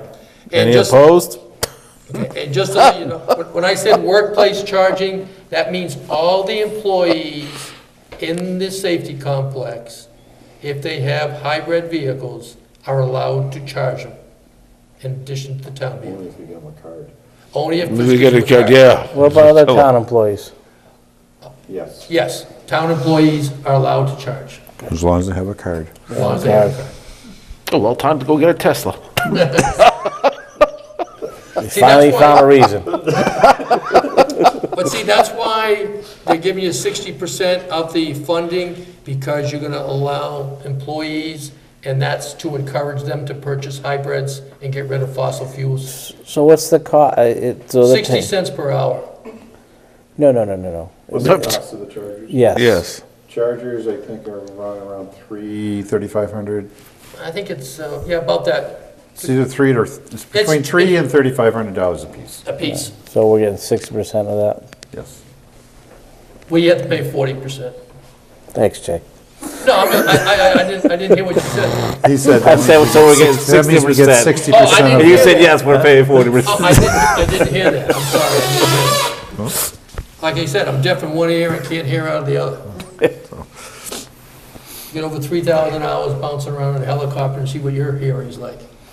No, thank you. Thank you, but no thank you. Dr. DeGeoff, you're not wearing ear protectors. I was wearing a helmet at all times, and it doesn't make a difference. So the squeal of that jet engine, it don't make a difference. Okay, the next column here. This is for the audience, because They already know it. no, they can, this grant now for multi-unit dwelling charging under the Volkswagen plan, people at the condos can apply for them and have them installed. They get money if the condo association or homeowners association wanted. This year is the first year that's been offered. Yes, Because I know there's several cars up there that are yep. hybrids. If you see right here, it says dwellings with 10 or more residential units. That's the requirement. They can put it in themselves if they so desire. The town has no control over that. That's up to them to put in for it. That's what I was gonna say. And that's funded at what, 80%? 60%, 60%.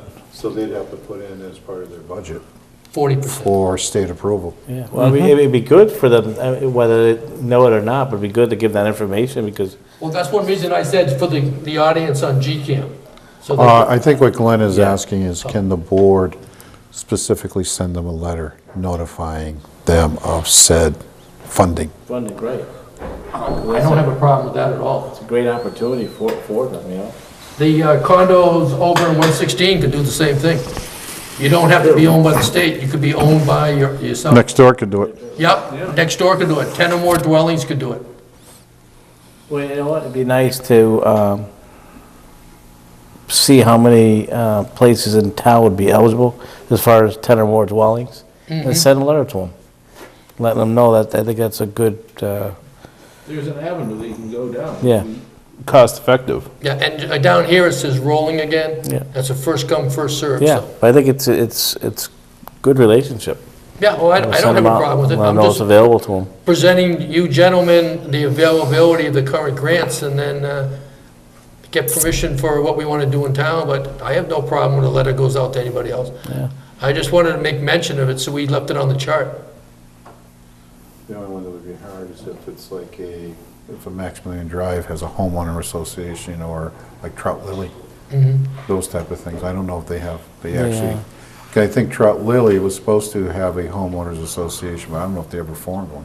I don't know. I know Munson Ridge was supposed to have one. I know that. You know, and if they didn't form One then. then they're not able to get Right. the, Right. Is it 10 dwellings out there? where? On Trout Lily? No, not yet. But I think it was planned for 10, wasn't it? Yeah, but you I have to think have there's 10, one so. spot open there Is there? in a gully.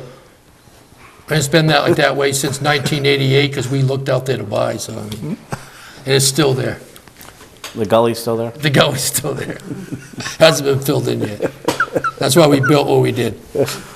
But again, that's something if the people are watching on GCAM, even if they have relatives in another location in the state of Massachusetts, there is a grant available if they want EV charging stations, and the state will fund 60% of the equipment.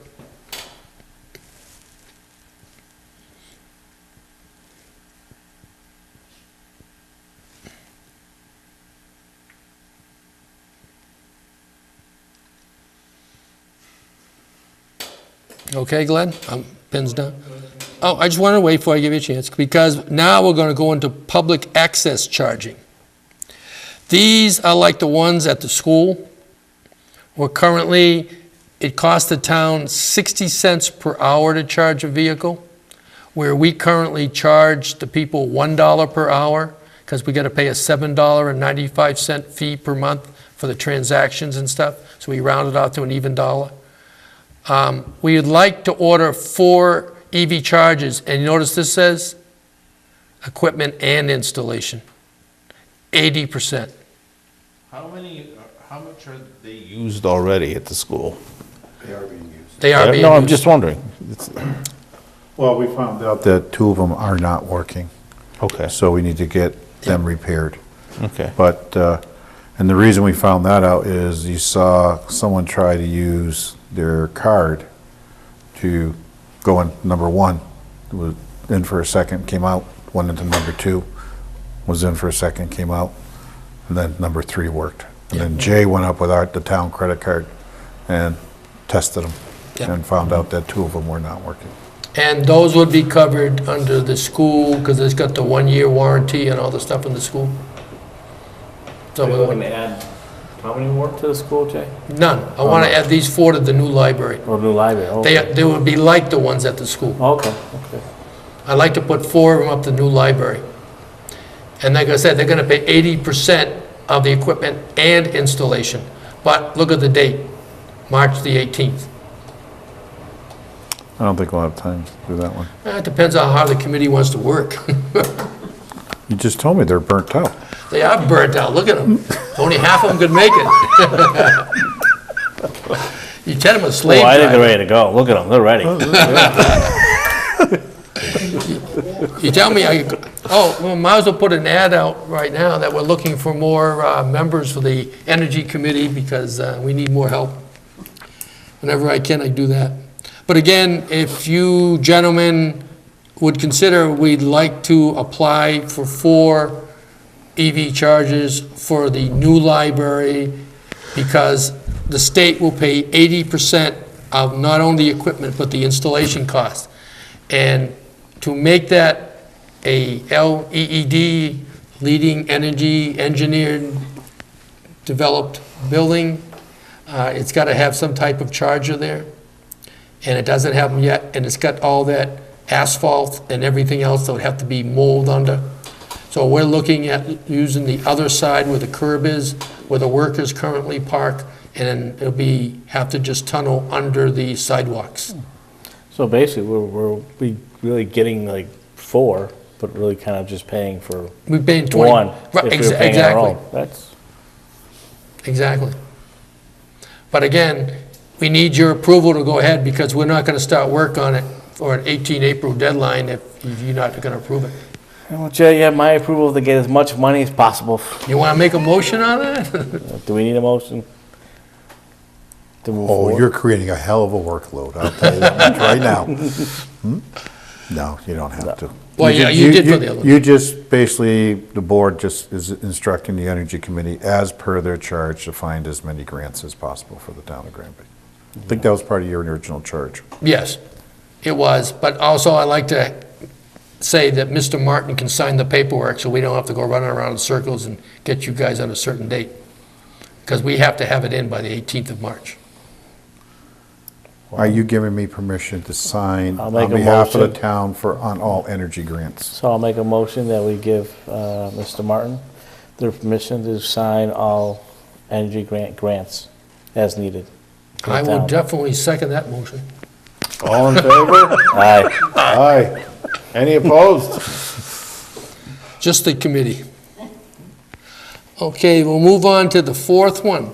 This is a charging, for fleet charging.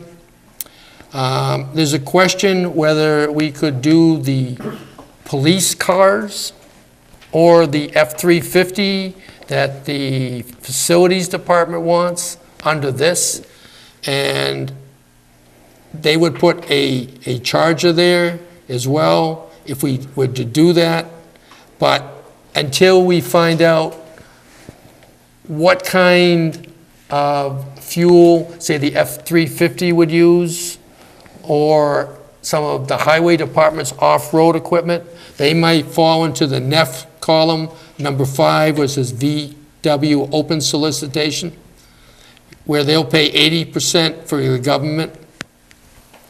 And if we can get some Dave DeRocha highway equipment upgraded, and the government's willing to pay 80% of it, or the F-350, they're willing to pay 80% of it. These vehicles on number 5 will probably be a combination of their current fuel with propane. The other ones are all electric. I was speaking with Dave DeRozier about this option. Okay. His only concern is during the winter months with propane, unless they have some way of heating the propane to keep it in a gaseous state. Okay. He has concerns that they may not start. Okay. Okay. Again, That was his concern. He doesn't know if maybe under this program they have like a heater package like they have for diesels. Diesels, right. Same Okay, to keep the like the fuel. fluid from thickening up. Right, Yeah. okay, where the propane, it'll get so dense Okay. that it won't fire. Okay, and then the other concern he had was they would probably have to increase the horsepower Yes. on the vehicles from its current horsepower due to the conversion factor into power. from I it. have a call right in, it's down in Delaware, to see if they're going to have any of this equipment available to test drive Okay. and see. Based upon that, I'm supposed to get knowledge to include the police vehicles when they're going to be available for test driving for FY20. I gotta say though, even if you get a vehicle you use 8 months out of the year, and it's gonna be paid 80%. Like a big lawnmower, for instance. You know, it's definitely something to look at. You know, to see because I the know value of it. we were talking loaders and Yeah, things of yeah, that, front nature, end loaders, off-road, yeah. off-road equipment. Right. And if David can, he'd like to continue using the loader over the course of a winter time. Yeah, I would And that was imagine his they own- must have some type of Well, that was his only kit. question, and I'm sure they do, but, Yeah, I would think so. It would make sense, I mean, yeah, just like like you said, a diesel truck or Yeah. a diesel vehicle has. because you see some people like, they have the forklifts and stuff like that, they park them outside and run off propane, you know, like the, Doesn't Amherst have a bus that's propane? There's a lot of buses out that are all propane now. So, Yeah, Yeah. I mean, no, it's just, like I said, it's just a probably out there, question, yeah, you know, just a concern of his, that's yeah. all. Like you said, Jay, it'd be nice if they have demonstration vehicles that can be seen. Right, and that's why I got to call into them to find out if there's when, where, and if they're going to have an area for us to demo these stuff. Even if we decide not to go forward this year, we would have some knowledge for next year when the grants come out on what we want. Because I can tell you right now, the Fords that we'll be getting to replace ours in FY20 or 2020, whatever you want to call it, they will be hybrids from Ford for the sedan and the utility vehicle. There will no longer be an Explorer, it'll be called the Ford Utility. And then they have they call it the Ford Interceptor sedan. They don't call it a Fusion, they don't call it anything else. Well, that'd be, you know, that's something to think about too, is, you know, when these things come up as far as budgeting, you know, for the next year, for like the police department, to see, you know, is it worth it? Like, you know, you always talk about, you know, getting a new police car every year. Right. Is it worth to wait 2 years, and then the 2 years go by, you buy 2 new ones, because you just think of the technology of, if we're going to that type of vehicle, you know, I think that the technology advances every year. What Ford is putting out for 2020, if you use one of their sedans, new Interceptor sedans, the 2020 Interceptor sedan, and you drove it 10,000 miles, and the price of gas was $2.50 per gallon, you would save $3,900 in that year, Per vehicle? per vehicle. Right. So that's what I'm saying. So so the next vehicle the police department is looking at is one of these? Yes. Okay. And that'll be the plan going forward? Yes. Under green community, when the vehicles become commercially available, we don't have a choice. We have to buy one of these energy efficient vehicles. It doesn't have to be a Ford, but it has to be an energy efficient vehicle. Right. Continue getting grants. That's great. Otherwise, we get a violation and we could stop losing our grants. You know, we were thinking of using smart cars, but we didn't think that would work out well. So anyway, that's what we're looking at as far as the Volkswagen and Mass Electric Vehicle Incentive Program grants. They have 5 of them out. And Kathy, you went upstairs, they were talking about doing a letter to the local homeowner associations or Condos. condo associations, just to tell them, and I believe you already have a copy of this, but I can send it to you, to let them know if they have 10 dwellings or more, they can get these electric vehicle charges themselves, and the state would pay 60% of it. But it is on a first come, first served basis. Yes, you have it right there. It's on your column 2, multi-unit, you got it? Okay. You went upstairs and got one, right? No, Oh, you had one, okay. But Oh, but she didn't make one. I know you, actually, I had them in one. in there. One. But the thing is, we were trying to save paper and ink. But So we Jay said decided wanted to to do it save this way. paper. Electricity, the energy costs, he was saving that. Actually, it's the Well, ink. they're all using it right now. It's using the It's the TV. colored ink that gets real expensive on my printer. It's $125 me to fill that up with colored ink. So that's why I don't like to make too many pages unless I have to. Okay, with that one, I'm going to say that we're done with the alternate vehicles for the facilities and the hybrid vehicles. And just to give you a quick glimpse of it, this is something I can send to you too, Kathy.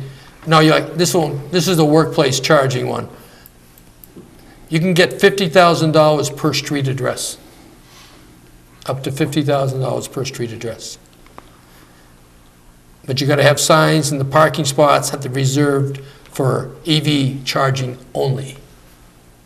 If DEP came out and there was a non-EV vehicle in a charging parking spot, they would get upset because they're paying for the charging.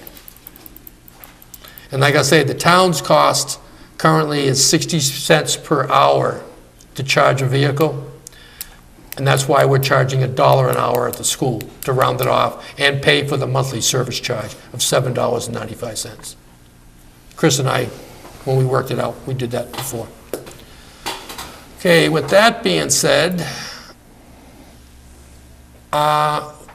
since the Energy Committee was going to recommend to the Economic Development Committee for the Granby Municipal Utilities Company, but since that's been coming up at different meetings, Chris talked to me, instead of sending it to them, to come straight to you guys, because we have an opportunity under Massachusetts General Law, Chapter 164, Section 134, to create a utility company in Granby. And if Article 1 had gone forward, that was part of the moratorium to give us time to establish this utility company, to not only regulate the utility, but we can negotiate for the town, for businesses and residents on what they would be paying for an electric rate. For example, if you compare National Grid's rate against Chicopee's rate or South Hadley's rate, National Grid's rate is, what kind of word do I want to use when I say higher? Enormously higher? Greatly higher? Outrageously higher? But is that because Chicopee, Hoyle, they generate their own power? That's generated in their municipality. It's not They because use the dam. they use the water. Well, I know, they use, Hoyle uses the dam, so does Chicopee. That's why Yeah. I'm asking. They're actually generating their power. Right, but it's being generated in their municipality. And that's the way it's worded in the Massachusetts General Law. Then since solar is going to be generated in the municipality of Granby, we can create a utility company and regulate it and negotiate for our own residents like that. It's in the law. Basically, I think what Jay is putting out is municipal energy aggregation. Remember the COG originally was doing that? Yeah. and they got shut down by DPU. Jay wants to do it just on the local level. Yep, just within our town. If we're gonna have the solar installations in our town, why not have a benefit for the residents? That's all I'm saying. So it allow us to tap into energy from the solar farms? Exactly, instead of, it could go to the residents of Granby, just like Kearsarge fields go to the municipal fields, Right. municipal buildings in Granby. The other item that Jay was talking about along with that is the old military property at the end of Green Meadow. It's right here on your screen behind Yeah, you. yeah, I know where it is, yeah. Right Okay, here. that is available. We could try and negotiate to get that land and put a solar field on there. It's 98.5 acres. Why not? And we would access it through Lyman Street. There is an access on Green Meadow Lane, but the main one would be off of Lyman. So do you want Jay to continue pursuing that option? We're still gonna need the voters' approval to go into effect. I think we should pursue it. I mean, definitely see what, what the value is to the, to the town. Yeah, this land would be procured just like Brown Allison was procured from Westover and made into a park for the town of Granby. Except this town, we could probably do, maybe some areas could put a section for a park, some area could put solar, you could do anything you want with it. It becomes Granby to decide what they want to do with it. For example, the park committee has already recommended to the energy committee, it's Cooley Park, Kathy, that the energy committee look at putting the 63 acres of Cooley Park, which has a lot of conservation land, a solar field there, because nobody's signing up for the park, because it's so close to the conservation land, it's so insect infested, shall I say, that nobody wants to use it. So it's sitting there, not doing anything. It's town-owned land, it's 63 acres, and we could put some solar there ourselves. No, that's what the park committee recommended. No, the only concern I have with that, Jay, is a lot of woods, a Yeah, lot of you're wooded area around there. And I And don't like and that it goes downwards, Yeah. so I don't know how viable it would be to I don't know invest in that. today, but the way they're coming up with these rotating things. Yeah, the trackers, yeah. The trackers, in the future, it may become more and more viable. Again, I don't know, because I'm against cutting down the trees, because the trees get rid of the excess carbon in the air. It's a two-way street. You don't A want to. little extra carbon dioxide, They say we got excess already in our air, so you got to get rid of that in addition to not generating more, because we already have excess. You gotta think about how many trees they take down to manufacture lumber. Yeah, but a lot of those things are regrown, just like in our own town on the planning board. If you take down so many trees, we have them, put them back up again. Right. But I'm just saying that, when you cut down, cut down so many trees, they don't grow back overnight. No, Some of these trees they're cutting down are 50-year-old trees that they're making lumber out of. depends on how fast they grow, I agree. Some probably 100 years old. Could be. Some may have some hybrids for 10, for all I know. I don't know that much about it. I mean, I'm almost 50. I only grew almost 5 feet 9 inches. So Yeah, well, Yeah, you're it's 50, slow. you're still young compared to me. Because I'm probably the oldest one. Well, Robert's here. I'm probably not the oldest one in the room anymore. But anyways, we can look at this area, and it's all been cleaned up. I have Shall we go for a site tour, Glenn? when it gets good not out. this time of year, no. No. Well, we May, could maybe like May. Helicopter, go over it. I thought I had it. Maybe I didn't. I think it's right here. Yeah, this is it. I did do it. As you can see, I've already touched base with DEP. And if you read all this, it's all clean. And I have all the records here on the land. Right here, from Green Meadow. Yeah, what would that land cost the town, though? I can tell you that too.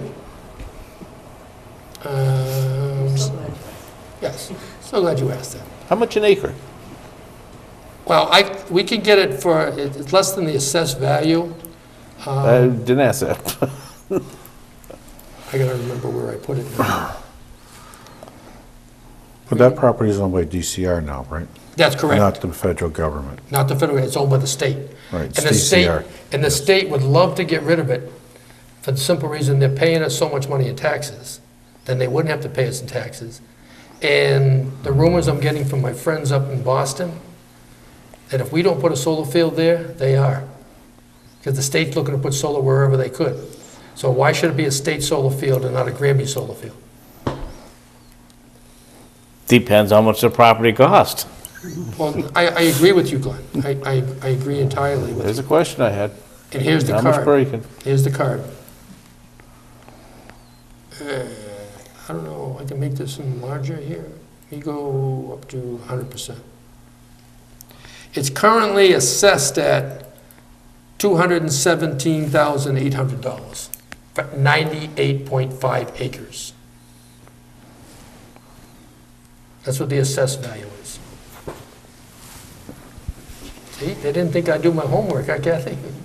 So how much are they gonna give it to us for? They gave us, how much Brown Ellison was minimum, I was told. Do you know? But there was federal grants, I think, with that one. No, they went to the, Bill Johnson told me it went from federal to state to Granby. Because they had to offer it to all federal people, departments, then they had to offer it to the state, and the state had to offer it to all their departments, and nobody wanted it, so Granby could have it. He said, this is in the same boat right now, so get it where the getting's good, I've been told. Well, your friends in Boston said that the state's thinking about putting solar there. They may not be willing to sell it. The state's gonna put solar wherever they can. to We'll meet get them their on a quotas. pilot agreement. That's right. Without a pilot agreement, not pay taxes. Because they're tax exempt.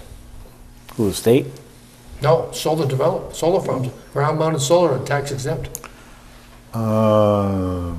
currently. There have been some cases that the appellate tax board, Is that upheld or overturned? Didn't really look at it. right?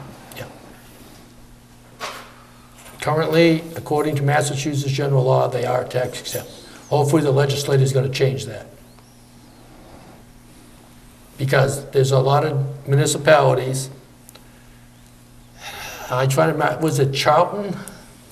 The one- Charlton has a concern because they have a lot of solar fields. Yeah, they gotta pay the solar developers back $2 million or something, so they gotta go out and borrow it to pay the money back, because they went to the state tax appellate board, and the appellate board ruled that they are tax exempt, so all the money that the town has been collecting, they gotta pay back.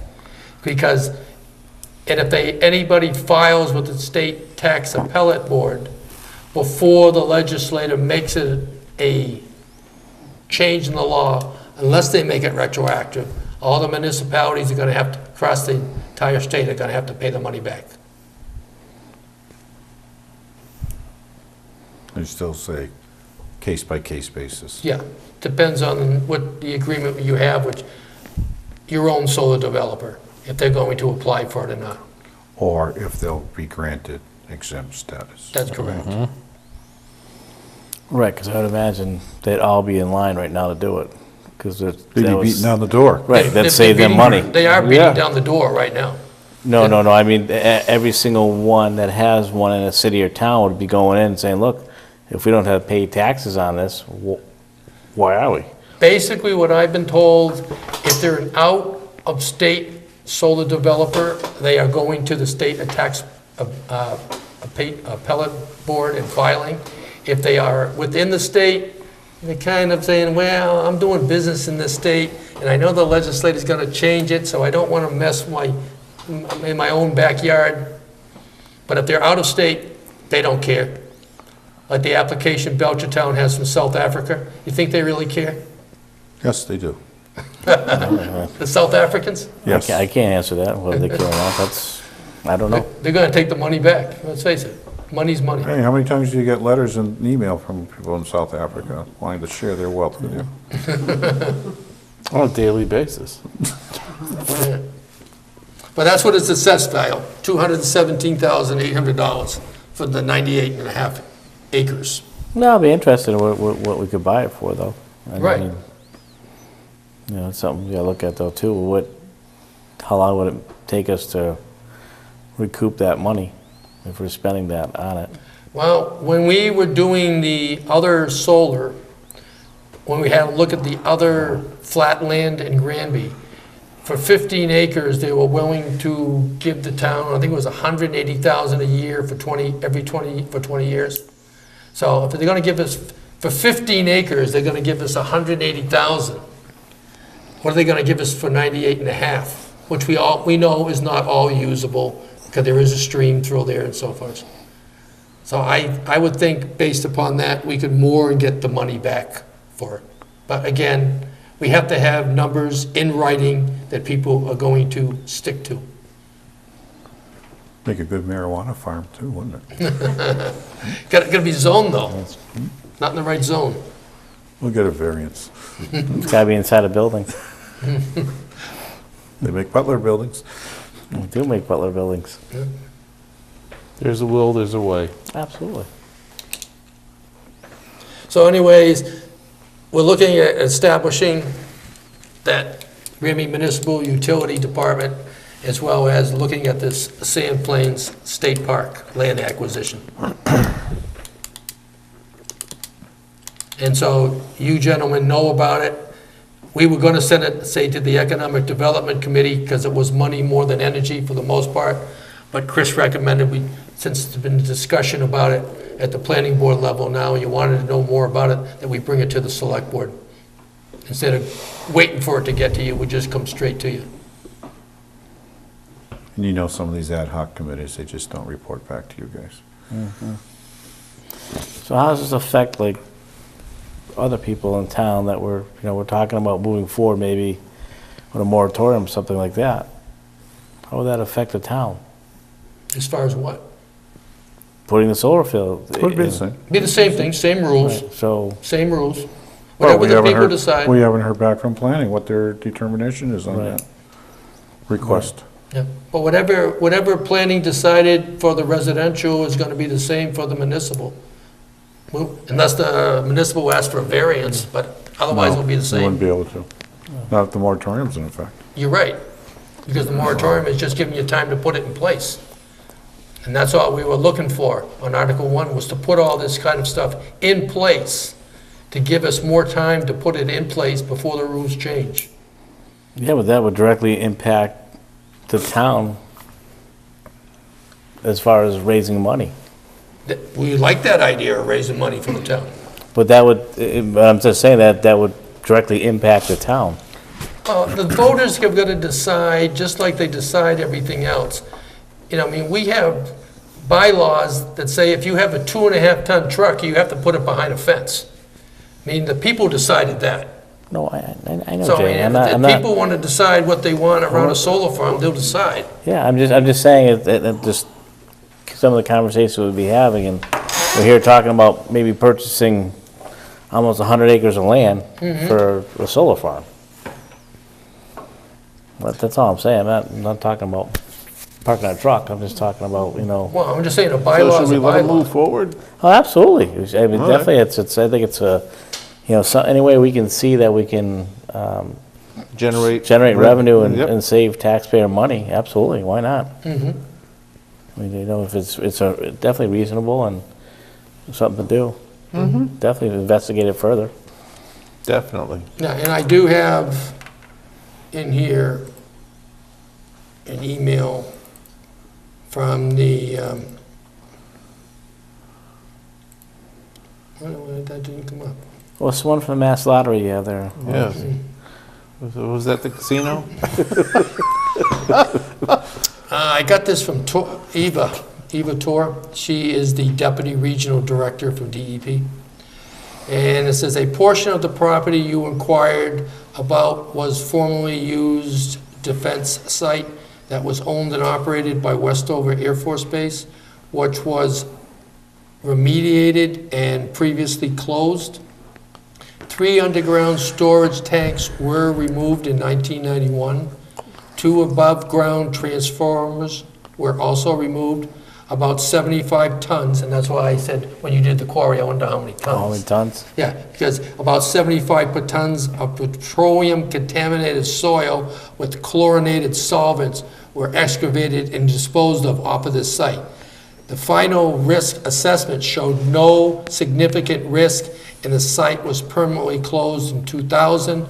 All site files are available on our site file viewer online, and they're right here at this link down here. The cleanup is complete, and there are no restrictions on redevelopment of that area.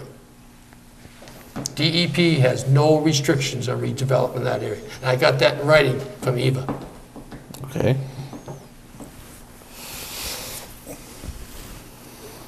So we don't have to worry about a mass DEP problem going there. But I still think we should have our own conservation people take a look at it, just to make sure. In case there's something they do find, then we could have the state address before we took it if we decided we wanted it. Why not buy it and sell it off to lots, build homes on it? That's up to the voters on any municipal property they want in town. I'm just saying, now you could sell the property, sell the lot, someone builds a house and collect the taxes. Since it's a state park, I don't know if it would have any stipulations coming with it or not. I have no idea. We'd have to go to the ZBA for that. The cleanup is Rezoning. complete, there is no Yeah. restrictions on development of this area. You're right, but since it's currently registered as Sandy Plains State Park, if we were to take ownership of it, I don't know if it has any baggage that comes with it because it is a state park. Just saying what she wrote. Yeah, There are no restrictions on redevelopment of this If area. the state sells From it, the DEP standpoint. yeah. That's DEP standpoint. yeah, but if the state, No, you're talking DCR standpoint. okay. You're talking two separate agencies. Just like when we bought the Partika Conservation Area, there were conservation restrictions that went along with the sale for passive recreation. I mean, I wasn't really, I was just making a kind of a point, saying you can buy the property and sell it off as. But I'm just saying, but if there's any of those type of already Oh, after grievance, restrictions. you can't do it, but restricted Yes. areas. That's all I'm saying, is from Protect- DEP And I don't want to get into standpoint, real there's nothing. estate business, I'm sorry. We do enough. I was just making a point.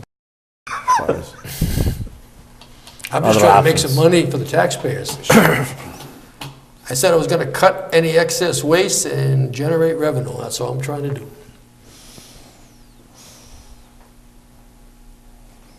Is that it, Jay, or?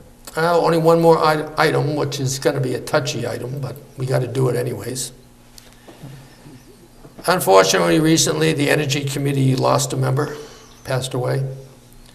And we'd like to move one of our alternate members on up to a permanent position. Full membership. Yeah, full membership. Would be Mark Vincelette, who's currently an alternate member. And I can say, if you want, is the passing of Jeff Skelski,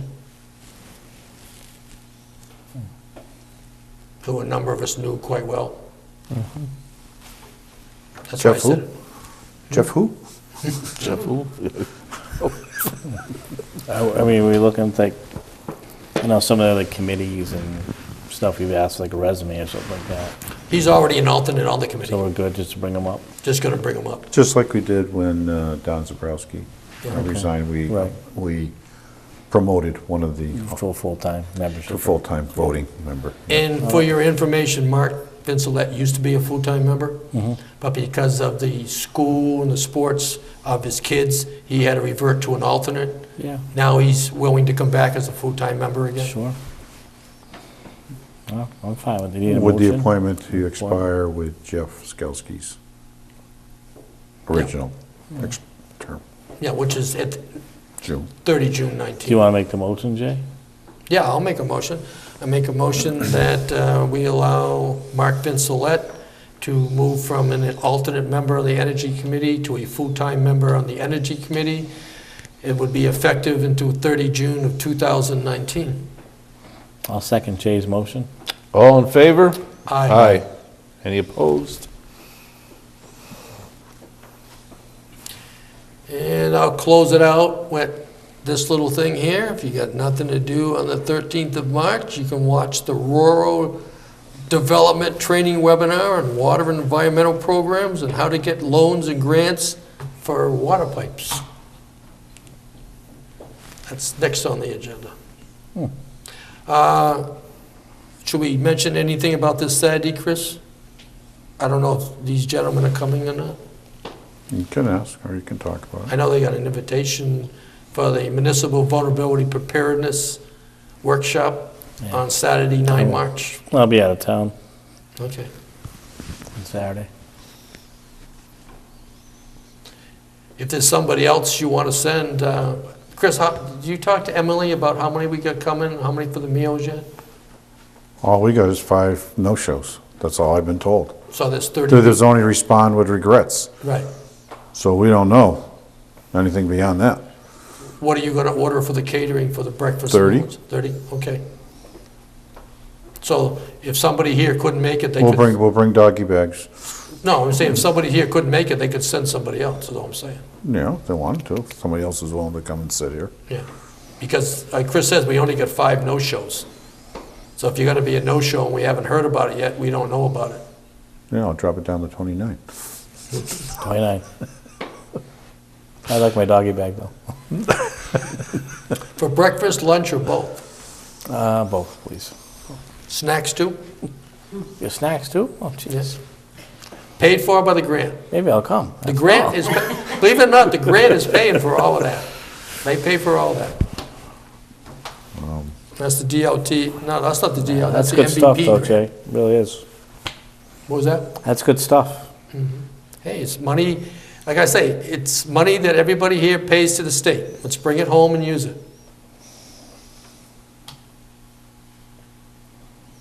All right. If nothing with that, the Energy Committee is finished. All right. All right, I have one more topic. Budgets for FY '20. The board usually meets with the departments under their supervision. Okay. Do you want to do it like early afternoons? Do you want to give me 1, 2 dates that we can do it in? Or do you want to do it all in one marathon session? It's up to you guys. Didn't take that long last year. No. It doesn't, well, we only give them a certain period of time because we know that some people, if you give them an hour, they're going to talk an hour. If you give them 45 minutes, they can only talk 45 minutes. There are certain individuals who can talk up a storm. I think he's talking about me. No, you're not one of those presenting a budget. You know, we can do half-hour sessions if you want. You know, because you got what? There's 8, Kathy? Yep. Steve, Mondays work the best for you, right? Usually? Right now, not really, because Okay. she switched my schedule again on me. So what days work the best for you? Thursdays. Jay, how does Thursday work for you? As long as you don't count the 21st at night, or the 21st in the day, because I got a doctor's appointment. For March, I'm talking What, about. yeah, so when do we need to do these by? Well, as soon as possible, because what I do is then, whatever the board, because the board may change what I've allowed to come through. And- Are there budgets ready to be presented Yes. now? Yes. Yes. That, Do you want, want to do a marathon on 7th?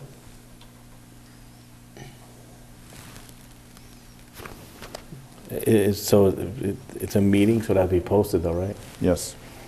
What if we did the 14th? Starting at what time? 3? 3:30? We start at 3. Okay. That work for everybody? Works for me. Yep, putting it in now, 3 o'clock on the 14th. Chris's office, I take it, or down here, or Go whatever. down here. We usually do it down here because Okay. GCAM usually comes in and tapes. So we gotta let Chloe know that they gotta be cleared out by 3 o'clock, so there's not a racket like the last time. There's usually nobody in here on Thursdays. Oh, that I didn't know. You got caught in the card game. Yeah. I know. That was the pitch. Right. And the lady was there with the cane, so you can't tell her, because We otherwise she won't can. say nothing about her. You'll get beat up next. I know it. Okay, 14th, 3 PM? Okay. To what, 5? Well, if you're doing half hour, it's 4 hours. Okay. If 3 you to can 7. do all 8. So you don't. Unless you want me to just present mine during the board meeting on the 18th. I mean, I just want to plan my supper. That's why I asked the time and how long it's going to be. Always calling for pizza. Yeah, so the 18th, I know that the school committee and finance committee were looking to have a joint meeting with us. And the 18th was one of the dates that they were suggesting. Yeah, but I don't know what the people that canceled out tonight and moved to the 18th, in addition to what was scheduled on the 18th, are we going to have time? I mean, There was nothing really scheduled for the 18th at this point. oh, okay, I didn't know that. I think it's important that they're going to discuss their budget. So I think it's important that, I think it works for us because it's already a date that we meet. Because if not, there's another date that was suggested, which I think was The 21st. 21st, which would be a Thursday, which I know doesn't work for you, Jay, so Right. I'm just thinking we're already meeting that day, so if we can just have a joint meeting with the finance committee and the school committee on that day. On the 14th, what, 3 to 7? Yep. Okay. I got the 3, but I I mean, didn't. if you want, we can budget in a half hour for a little lunch break if you want. Yeah, and I'm going to have something, and my blood sugar won't like it. Okay, 3 to 7 on the 14th. And on the 18th is just regular 6:30 Yeah. to whatever.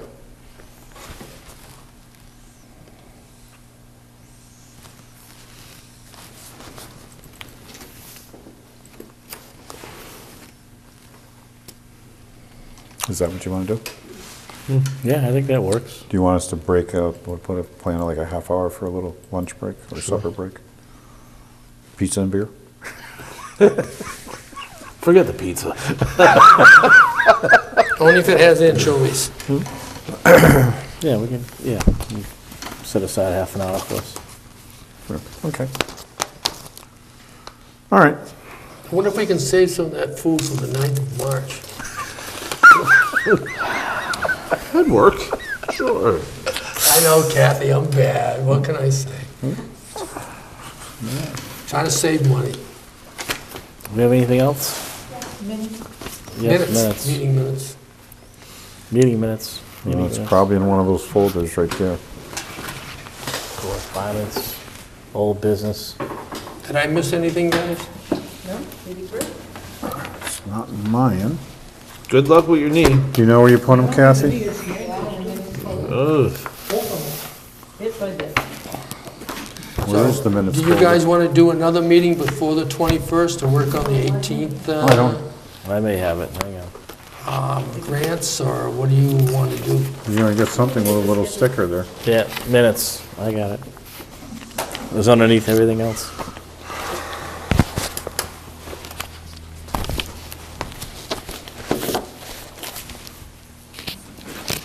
I mean, if we want to do the 7th, we could do the 7th, but then we'd have to put in a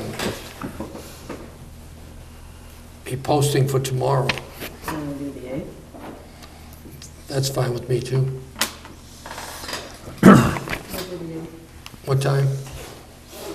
Whatever time you want, the whole day's open. Well, the question is, do you want to do it during the new library time, or you want to do it like we normally go after they close? Was there any follow-up on this yet with the code You enforcement want me to see officer? what times are Yes, available? he has received it. He is currently drafting a response to Mr. Polchapek, actually, because it's a complaint from From Mr. him. Polchapek Yeah. I'll put it in there, I'll on, call Jen. Okay. how to proceed forward, and based on what he can do based upon his observations. So, actually, him and I were talking about it today. Okay.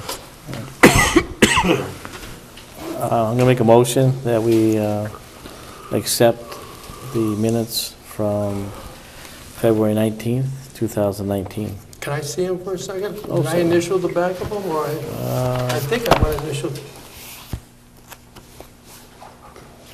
No, I think you've got them mixed in with your other stuff. Well, they're all put together, 'cause that was part of the minutes, so. No, I don't see anywhere, Jay. You initial them, so. Okay, if I didn't initial, I haven't seen them.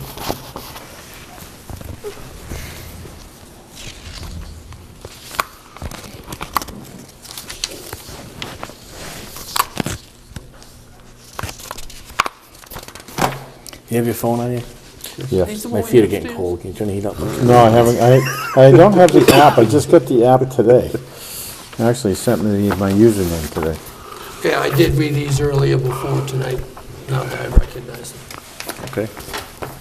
So if you want me to second your motion, Glenn, I will second your motion. Well, if you wish to. I read them earlier tonight, and I gave Kathy my comments. Which was, good job. Always a good job when it comes to Kathy. That's why she's the CEO.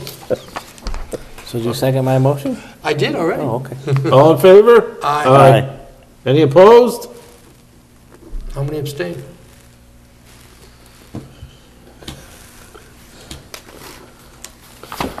Proper procedure is all in favor, all opposed, any abstentions. Just having some fun, that's all. I'm sure I'll get in trouble for that, too. It's 8:51. Let's make a motion to, Adjourn. please. I'll make a motion to adjourn. I will second the motion to adjourn. All in favor? Aye.